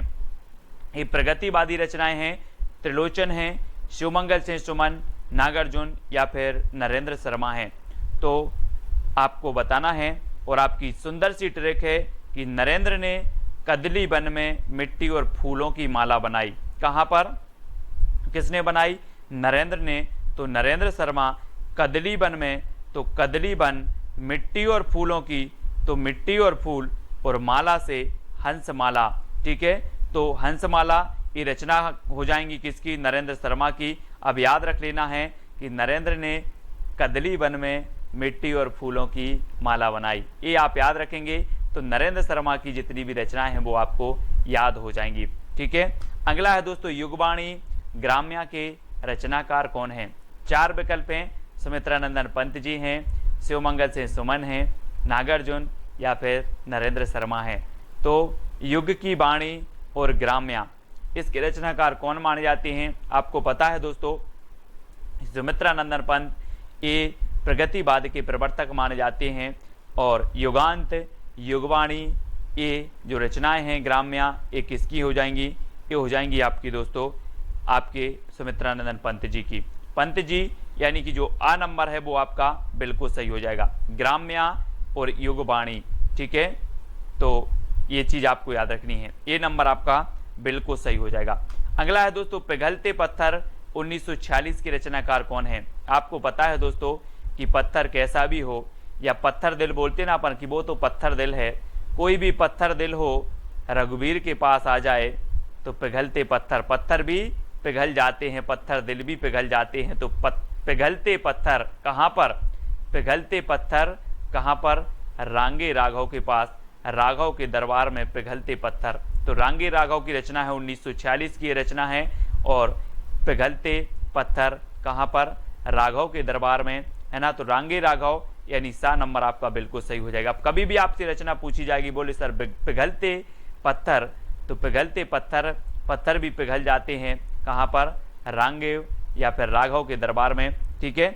अगला है युगधारा 1953 सतरंगे पंखों वाली की रचनाकार कौन है? सुमित्रानंदन पंत जी, शिवमंगल से सुमन, रांगे राघव या फिर नागार्जुन। और आपको पता है दोस्तों कि युगधारा और सतरंगे पंखे वाली, तो आपको कैसे याद रख लेना है? एक ट्रिक है कि नागार्जुन की युगधारा सतरंगे पंखे वाली है, नागार्जुन की युगधारा सतरंगे पंखे वाली है, ठीक है। अभी हमने पढ़ा कि तालाब की मछलियां नाग खा गया, अब नागार्जुन की युगधारा सतरंगे पंखों वाली है। तो युगधारा और सतरंगे पंखों वाली है, ये भी आपकी नागार्जुन की ही होगी। ठीक है, तो नागार्जुन यानी कि जो डी नंबर है वो आपका बिल्कुल सही हो जाएगा। अगला है प्रलय और सृजन की रचनाकार कौन है दोस्तों? सुमित्रानंदन पंत हैं, शिवमंगल सिंह सुमन, रांगे राघव या फिर नागार्जुन। आपको पता है कि शिव जी के पास प्रलय भी पलते हैं और सृजन भी, है ना। प्रलय और सृजन सभी पलते हैं कहाँ पर? शिव जी के पास। तो शिव जी के पास पलते हैं तो शिवमंगल सिंह सुमन। बोले प्रलय और सृजन किसकी है? तो आप बता दोगे कि सर ने बताया था कि प्रलय और सृजन तो शिवमंगल जी के पास पलते हैं, है ना, शिव के पास पलते हैं। तो शिवमंगल सिंह सुमन, ये चीज़ आपको याद रखनी है। ठीक है, अभी हमने किया था मिट्टी की बारात त्रिलोचन और शिवमंगल सिंह सुमन की, है ना, अलग अलग रचनाएं इनकी एक ही नाम से है। ठीक है, और ये प्रलय और सृजन 1944 की रचना ये शिवमंगल सिंह सुमन की है। ठीक है, अगला है ऋतु संहार रंग रूप के रचनाकार कौन है?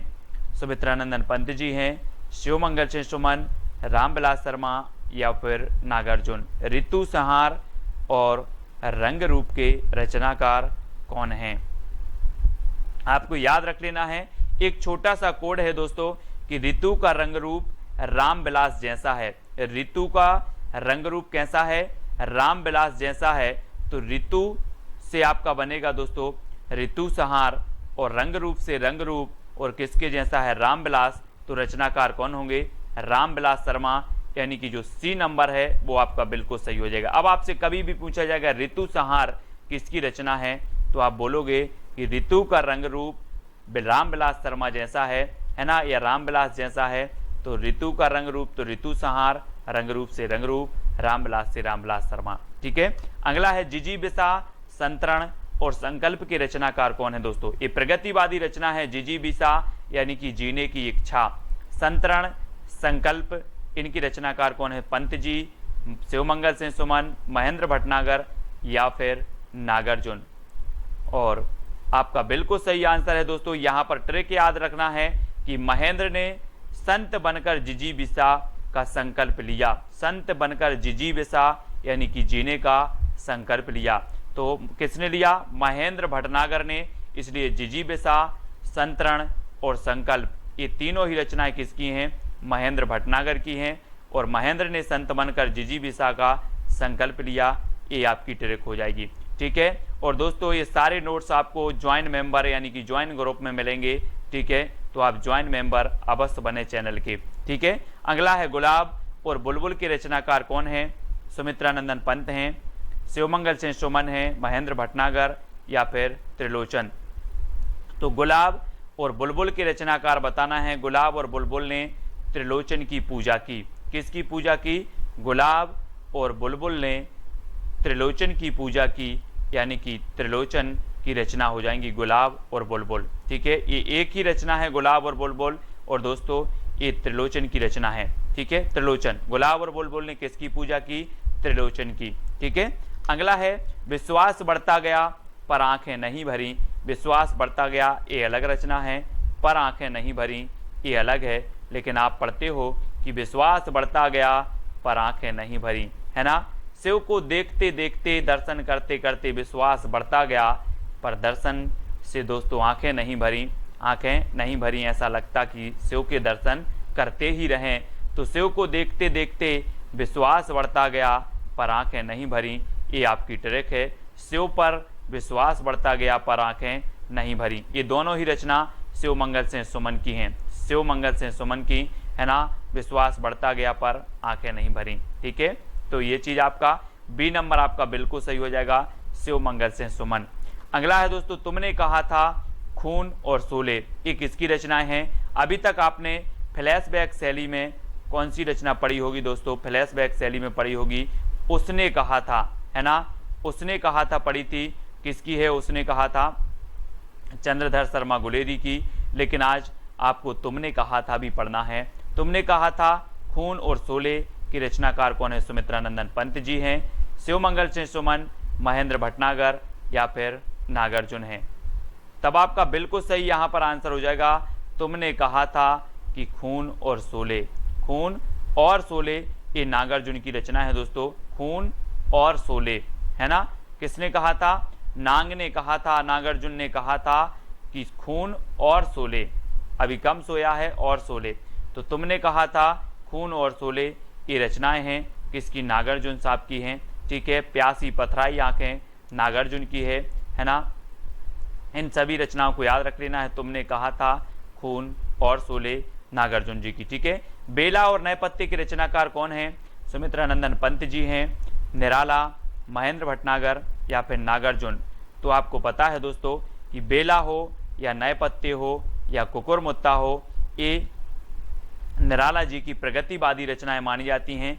आपको याद रख लेना है, आपसे क्वेश्चन पूछा जाएगा निम्न में से बताइए निराला की कौन सी रचना प्रगतिवादी है। तो आपको पता होगा बेला, नए पत्ते, कुकुरमुत्ता, ये इनकी प्रगतिवादी रचनाएं हैं। और कुकुरमुत्ता के नए पत्ते की बेला कैसी है, निराली है। तो कुकुरमुत्ता, नए पत्ते और बेला ये तीनों ही रचनाएं निराली से बनेगा आपका निराला। ठीक है, तो निराली हैं। ये आपकी ट्रिक है कि कुकुरमुत्ता के नए पत्ते की बेला निराली है। ठीक है, तो यहां से याद रखेंगे। और बी नंबर आपका बिल्कुल सही होगा। पंख और पतवार के रचनाकार कौन है दोस्तों, पंख और पतवार। आपको पता है कि पंख और पतवार दोनों कहां चल रहे थे, कहां चल रहे थे, केदारनाथ में जब बाढ़ आई तो या तो पंख चल रहे थे, पंख यानी कि हेलीकॉप्टर उड़ रहे थे पंखा से, या फिर नाव की पतवार चल रही थी, कहां पर, केदारनाथ में। तो ये दो ही चीजें हो रही थी, बाकी और कुछ नहीं हो रहा था, पंख या तो पतवार। कहां, केदारनाथ, तो केदारनाथ अग्रवाल इसकी रचनाएं होंगी। अब कभी भी पूछा जाएगा कि पंख और पतवार के रचनाकार कौन है, तो आप बोलोगे कि पंख चल रहा था या फिर पतवार चल रही थी, कहां पर, केदारनाथ, तो केदारनाथ अग्रवाल। ठीक है, इस प्रकार से कटे अंगूठे के बंधनवार के रचनाकार कौन है, कटे अंगूठे सुमित्रा नंदन पंत की है, निराला, केदारनाथ अग्रवाल या फिर शिव मंगल सिंह सुमन की है। कटे अंगूठे के बंधनवार, और बहुत ही बढ़िया है दोस्तों, अगर आप शिव की भक्ति करते हो तो आपके जो बंधनवार भी हैं वो सारे कट जाएंगे, है ना। कटे अंगूठे के बंधनवार और हम करते करते शिव की भक्ति, ये आपके कट जाएंगे, यानी कि शिव मंगल सिंह सुमन आपका बिल्कुल सही हो जाएगा। बोले शिव की भक्ति करते करते कटे अंगूठे के बंधनवार, कटे अंगूठे के बंधनवार शिव मंगल सिंह सुमन।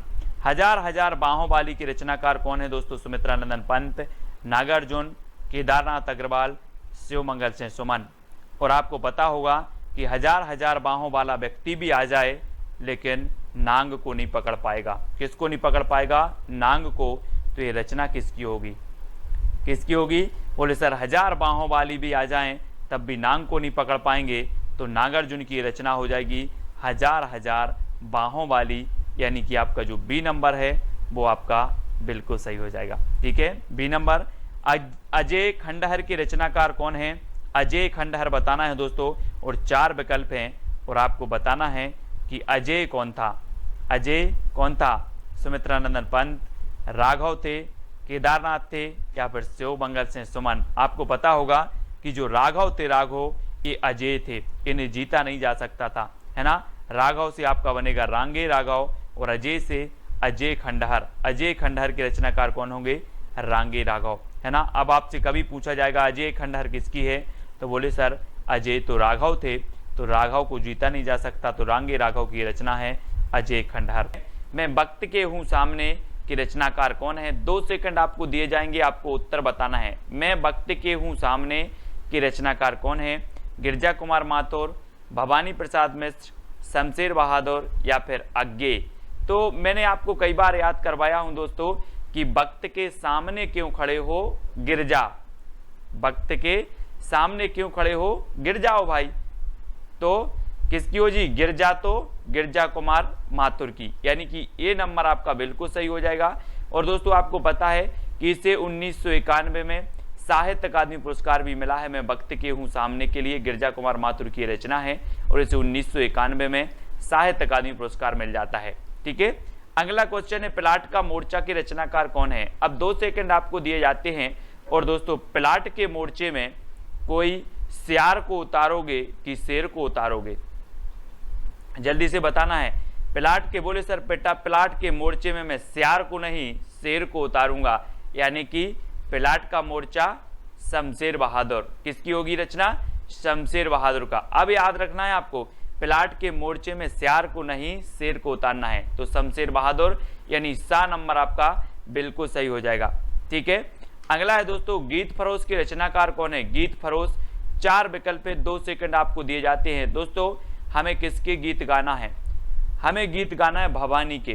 किसके गीत गाना है, भवानी के गीत गाना है। तो गीत फरोश रचना के रचनाकार कौन होंगे, कौन होंगे, भवानी प्रसाद मिश्र, यानी कि आपका जो विकल्प नंबर बी है वो बिल्कुल सही हो जाएगा। बी नंबर 1956 की रचना मानी जाती है। और अगला है दोस्तों आंगन के पार द्वार के रचनाकार कौन है, और 4 विकल्प हैं और आपका बिल्कुल सही आंसर हो जाएगा कि आंगन के द्वार पर कौन खड़े हैं, अज्ञेय खड़े हैं। आंगन के द्वार पर अज्ञेय खड़े हैं और ये रचना अज्ञेय की है, ये भी आपको याद रखनी है। ठीक है, चांद का मोह टेढ़ा के रचनाकार कौन है दोस्तों। 4 विकल्प हैं। मैं आपको बता दूं कि अगर व्यक्ति की मुक्ति हो जाए तो उसका जो मोह होता है वो सीधा नहीं रहता, ऐसा हो जाता टेढ़ा। चांद का मोह टेढ़ा, मुक्ति मिल गई तो चांद का मोह टेढ़ा हो जाता है। तो चांद का मोह टेढ़ा, ये रचना किसकी होगी, मुक्ति बोध, यानी कि आपका जो सा नंबर है वो बिल्कुल सही हो जाएगा। ठीक है, अगला है ठंडा लोहा के रचनाकार कौन है। ठंडा लोहा, दोस्तों आपको पता है कि लोहा कितना भी गर्म हो, है ना, कितना भी गर्म हो, धर्म के पास आते ही ठंडा हो जाता है ना। लोहा कितना भी गर्म हो, धर्म के पास आते ही क्या हो जाता है, ठंडा हो जाता है लोहा। तो उत्तर आपका सही क्या होगा, धर्मवीर भारती। ये ठंडा लोहा रचना है धर्मवीर भारती, यानी बी नंबर आपका बिल्कुल सही हो जाएगा। ठीक है, काठ की घंटियां के रचनाकार कौन है दोस्तों। काठ की घंटियां, अब 4 विकल्प हैं, गिरजा कुमार माथुर, धर्मवीर भारती, सर्वेश्वर बहादुर, सर्वेश्वर दयाल सक्सेना या फिर अज्ञेय। अब एक चीज बताना, काठ की घंटियां यानी कि बहुवचन में शब्द है, घंटियां यानी बहुत सी घंटियां। अब काठ की घंटियां हैं दोस्तों, तो इनका हमें क्या करना पड़ेगा, सर्वे करना पड़ेगा कि कितनी घंटियां हैं। सर्वे करोगे कि ऐसे ही बता दोगे कि 5 हैं कि 10 है, पहले काठ की घंटियां का हमें सर्वे करना है। तो काठ की घंटियां के रचनाकार कौन होंगे, सर्वेश्वर दयाल सक्सेना। ठीक है, कुआनो नदी भी इनकी रचना है। ठीक है, ये भी आपको याद रख लेनी है। काठ की घंटियां, जंगल का दर्द भी इन्हीं की रचना है। ठीक है, खूंटियों पर टंगे लोग भी इन्हीं की रचना है। इनको याद रख लेना है, सिर्फ सर्वे आपको याद करना, सर्वे, काठ की घंटियों का सर्वे करना है। बुनी हुई रस्सी के रचनाकार कौन है दोस्तों। आपको पता है दोस्तों, जब आप जाते हो कहाँ, भवानी के मंदिर में जाते हो, भवानी के मंदिर में, तो वहां पर इस प्रकार से आपको एक बुनी हुई रस्सी मिलती है ना, हाथ में बांधने के लिए पचरंगा धागा है। बुनी हुई रस्सी आपको भवानी के दरबार में मिलती है। कहाँ मिलती है, भवानी के दरबार में। बोले सर भवानी के दरबार में तो बुनी हुई रस्सी मिलती है। तो ये बुनी हुई रस्सी के रचनाकार कौन होंगे, भवानी प्रसाद मिश्र, यानी डी नंबर आपका बिल्कुल सही हो जाएगा। ठीक है, अगली है दोस्तों महावृक्ष के नीचे 1977 के रचनाकार कौन है। गिरजा कुमार माथुर, धर्मवीर भारती, अज्ञेय या फिर भवानी प्रसाद मिश्र। महावृक्ष के नीचे, है ना, हम बोलते नहीं है कि वहाँ वृक्ष के नीचे कौन सोया है, आप बोलोगे अज्ञेय, पता नहीं।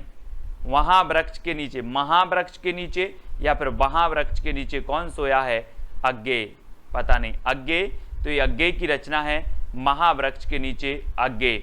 ठीक है, सा नंबर आपका बिल्कुल सही हो जाएगा। अगला है सपना अभी भी के रचनाकार कौन है। 2 सेकंड आपको दिए जाते हैं दोस्तों।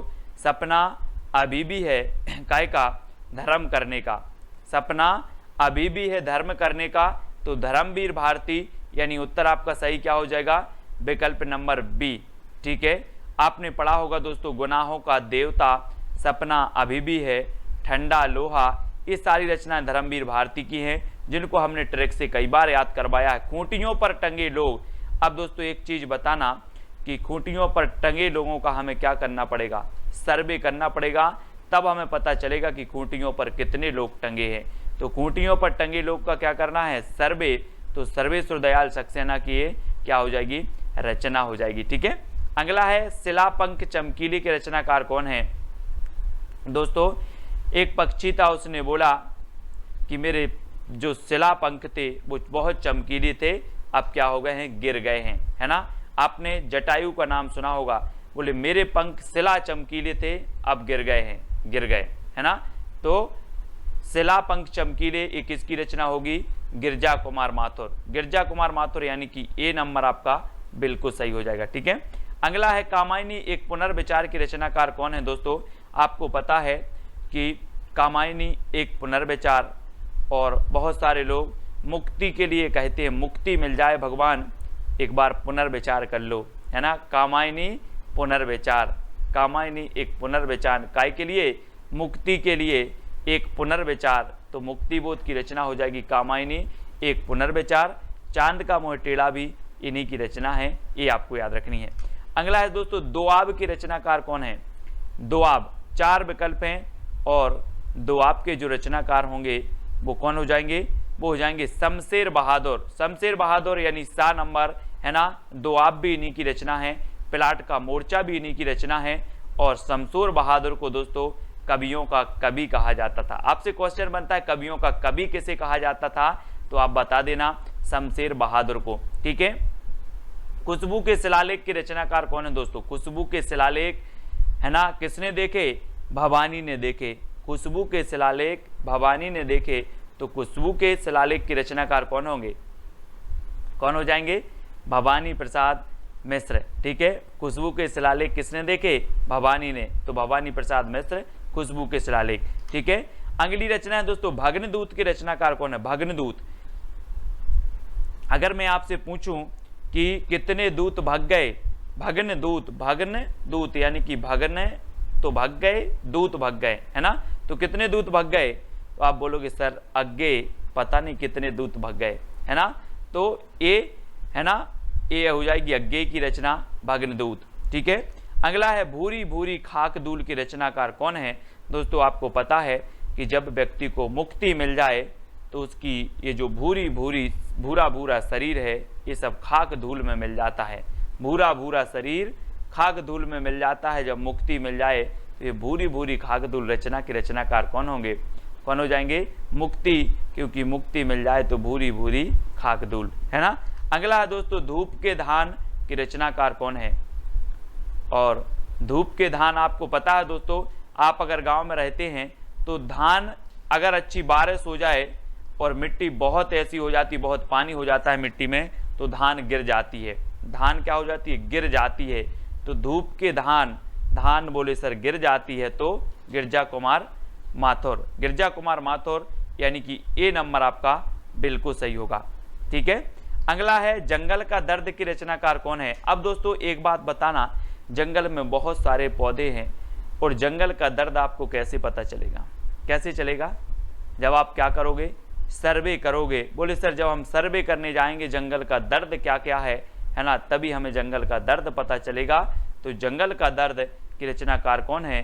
सर्वेश्वर दयाल सक्सेना, और सा नंबर आपका बिल्कुल सही हो जाता है, सा नंबर, है ना। जंगल का दर्द सर्वे करना है, जंगल के दर्द का क्या करना है? सर्वे, तो सर्वेश्वर दयाल सक्सेना।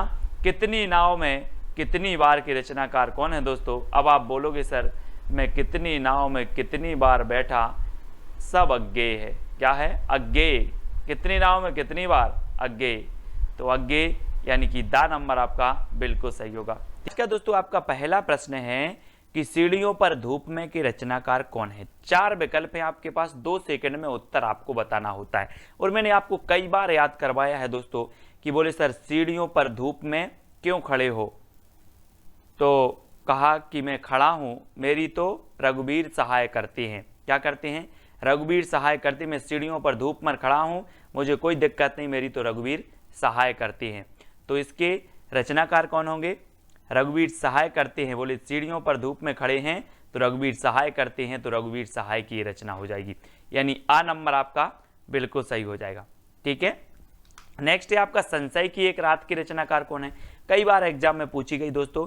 4 विकल्प 2 सेकंड में आपको उत्तर करके चयन करके बताना है। फिर मैं आपको बता देता हूं कि संशय की एक रात में, संशय की एक रात में नरेश मेहता आए। संशय की एक रात में नरेश मेहता आए, ये आपकी ट्रिक है याद करने की। तो संशय की एक रात ये नरेश मेहता की रचना हो जाएगी, यानी कि आपका जो विकल्प नंबर सी है वो आपका बिल्कुल सही हो जाएगा। संशय की एक रात में नरेश मेहता आए। ठीक है, सी नंबर बिल्कुल सही है। नेक्स्ट है दोस्तों हम तुम की रचनाकार कौन है? हम तुम 4 विकल्प हैं, 4 में से आपको चयन करना है। और मैं आपको बता दूं, एक गाना आपने सुना होगा, हम तुम एक एक कमरे में बंद हों, सुना है ना। तो दोस्तों क्या कुंवर लोग, आजकल के जो कुंवर लोग हैं, कुंवर, वो चाहते हैं कि हम तुम एक कमरे में बंद हों। तो यहाँ पर रचना है आपकी हम तुम, और कौन चाहते हैं? कुंवर लोग। तो कुंवर नारायण की हो जाएगी, कुंवर नारायण, यानी डी नंबर आपका बिल्कुल सही हो जाएगा। ठीक है, याद करने का माध्यम है, ठीक है, कि आपको याद रहे। तो डी नंबर बिल्कुल सही होगा। नेक्स्ट दोस्तों, संसद से सड़क तक की रचनाकार कौन है?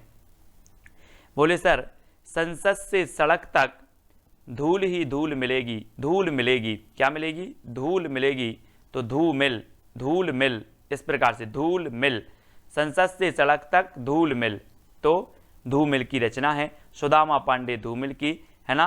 बोले सर, संसद से सड़क तक धूल ही धूल मिलेगी, धूल मिल, धूमिल, ठीक है, धूमिल साहब, यानी डी नंबर आपका बिल्कुल सही होगा, धूमिल साहब हो जाएंगे इसके।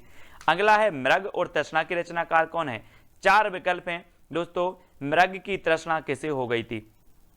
बोले भगवान श्री राम को, हरि को, है ना, उसे हरि बोलेंगे, उन्हें मृग की तृष्णा हो गई, वो मृग के पीछे पीछे भाग रहे थे। चित्र में देखो, तो मृग तृष्णा हो गई थी हरि को, भगवान को, श्री राम को, है ना। तो हरि को हो गई तो हरि नारायण व्यास, हरि नारायण व्यास, यानी डी नंबर आपका बिल्कुल सही होगा। बोले हरि को क्या हो गई थी? मृग की तृष्णा। तो हरि नारायण व्यास की ये रचना है, बहुत ही बढ़िया रचना मानी जाती है और पूछी भी जाती है। ठीक है, नेक्स्ट है सूर्य का स्वागत की रचनाकार कौन है? 4 विकल्प हैं दोस्तों, आपको उत्तर बताना है। इससे पहले कि अगर आपने वीडियो नहीं देखी है तो वीडियो जरूर बताना है। सूर्य का स्वागत कौन कर रहा है? रघुवीर सहाय, दुष्यंत कुमार, सुदामा पांडे धूमिल। ये दुष्यंत कुमार 2 जगह है, तो आप 2 में से एक कोई भी उत्तर बता देंगे कि सर सूर्य का स्वागत दुष्यंत कुमार करेंगे। कौन करेंगे सूर्य का स्वागत? दुष्यंत कुमार। ठीक है दोस्तों, जो भी साथी ज्वाइन मेंबर बनना चाहते हैं चैनल के, वो ज्वाइन मेंबर बन सकते हैं और ज्वाइन व्हाट्सएप ग्रुप में जुड़ सकते हैं। ठीक है, वहां पर आपको पीडीएफ आदि स्टडी मटेरियल प्रेषित किया जाता है। आपका कमेंट जो है सबसे ज्यादा हाईलाइट होते हैं, आपको तिरंगा इमोजी भी दिया जाता है। ठीक है, तो सूर्य का स्वागत दुष्यंत कुमार की रचना हो जाएगी। जागते रहो की रचनाकार कौन है? आपने देखा होगा भारत में जो पहरा देते हैं वो कहते हैं जागते रहो। कहां पर? भारत में। तो कौन होंगे? भारत भूषण अग्रवाल। बोले सर, भारत में जो पहरा देते हैं वो बोलते हैं जागते रहो। कहां पर? भारत में। तो भारत भूषण अग्रवाल की रचना होगी कौन सी? जागते रहो। ठीक है, अब आपसे कभी पूछा जाएगा कि जागते रहो की रचनाकार कौन है, आप बोलना कि जागते रहो पहरा देते हैं भारत में, है ना, तो ये बोलते हैं जागते रहो। ठीक है, इस प्रकार से। अगला है आत्महत्या के विरुद्ध की रचनाकार कौन है? आत्महत्या के विरुद्ध, तो दोस्तों आत्महत्या के विरुद्ध रघुवीर सहाय नहीं करेंगे, है ना, सहाय, रघुवीर सहाय। बोले आत्महत्या के विरुद्ध रघुवीर सहाय करते हैं, आत्महत्या के पक्ष में नहीं करते। ठीक है, तो आत्महत्या के विरुद्ध रघुवीर सहाय की रचना है, यानी कि आपका जो ए नंबर है वो इसको याद रख लेना, ए नंबर। ठीक है, आत्महत्या के विरुद्ध रघुवीर सहाय। ठीक है, आत्महत्या के विरुद्ध रघुवीर सहाय। धूप में, है ना, सीढ़ियों पर धूप में रघुवीर सहाय, इनको याद करेंगे। ये पूछी जाती रचना। परिवेश के रचनाकार कौन है? दोस्तों आपने प्राचीन काल में पढ़ा होगा कि राजा महाराजाओं के पास कुंवर होते थे। बोले कुंवर हुए हैं, है ना, कुंवर हुए हैं, तो वो कुंवर को बहुत अच्छा परिवेश देते थे। क्या देते थे? परिवेश। किसको? कुंवर को। कुंवर को राजा महाराजा परिवेश देते थे। तो रचना परिवेश किसकी हो जाएगी? किसकी होगी? कुंवर नारायण की। किसकी? कुंवर नारायण की, यानी कि आपका जो विकल्प नंबर ए है वो बिल्कुल सही हो जाएगा। बोले कुंवर का परिवेश, कुंवर का परिवेश, ऐसे याद रखेंगे। ठीक है, अगला है दोस्तों मछली घर के रचनाकार कौन है? आपने पढ़ा होगा पहले कि बोले मछली जल की रानी है, जीवन उसका पानी है। बच्चे पढ़ते ना, अपन ने भी पढ़ा है बहुत। और मछली की रचना, मछली घर के जो रचनाकार हैं, और इसको याद करने की ट्रिक है, मछली घर में विजय देव पकड़े गए। कौन पकड़े गए? विजय देव पकड़े गए। तो मछली घर रचना हो जाएगी विजय देव नारायण शाही। मछली घर में विजय देव पकड़े गए, तो विजय देव नारायण शाही, यानी डी नंबर आपका बिल्कुल सही होगा। ठीक है, डी नंबर। अगला है दोस्तों आपको चांदनी और चुनर की रचनाकार कौन है? 2 सेकंड में आपको उत्तर बताना है और इसका बिल्कुल सही आंसर हो जाएगा। कौन है चांदनी और चुनर? शकुंत माथुर। शकुंत माथुर, यानी कि शकुंत माथुर ने चांदनी की चुनर ओढ़ी। किसने? शकुंत माथुर ने चांदनी की चुनर ओढ़ी, तो चांदनी और चुनर के रचनाकार होंगे शकुंत माथुर। इस प्रकार से याद रखेंगे। क्या बोलोगे अब कि शकुंत माथुर ने चांदनी की चुनर ओढ़ी। ठीक है, इस प्रकार से।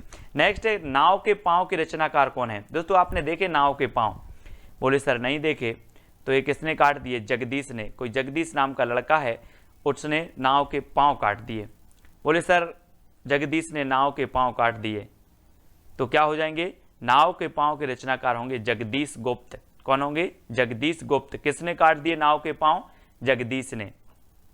ठीक है, तो नाव के पांव रचना किसकी होगी, जगदीश गुप्त की हो जाएगी, यानी सा नंबर आपका बिल्कुल सही हो जाएगा। ठीक है, मुक्ति प्रसंग कंकावती के रचनाकार कौन है। बहुत ही बढ़िया प्रश्न है दोस्तों।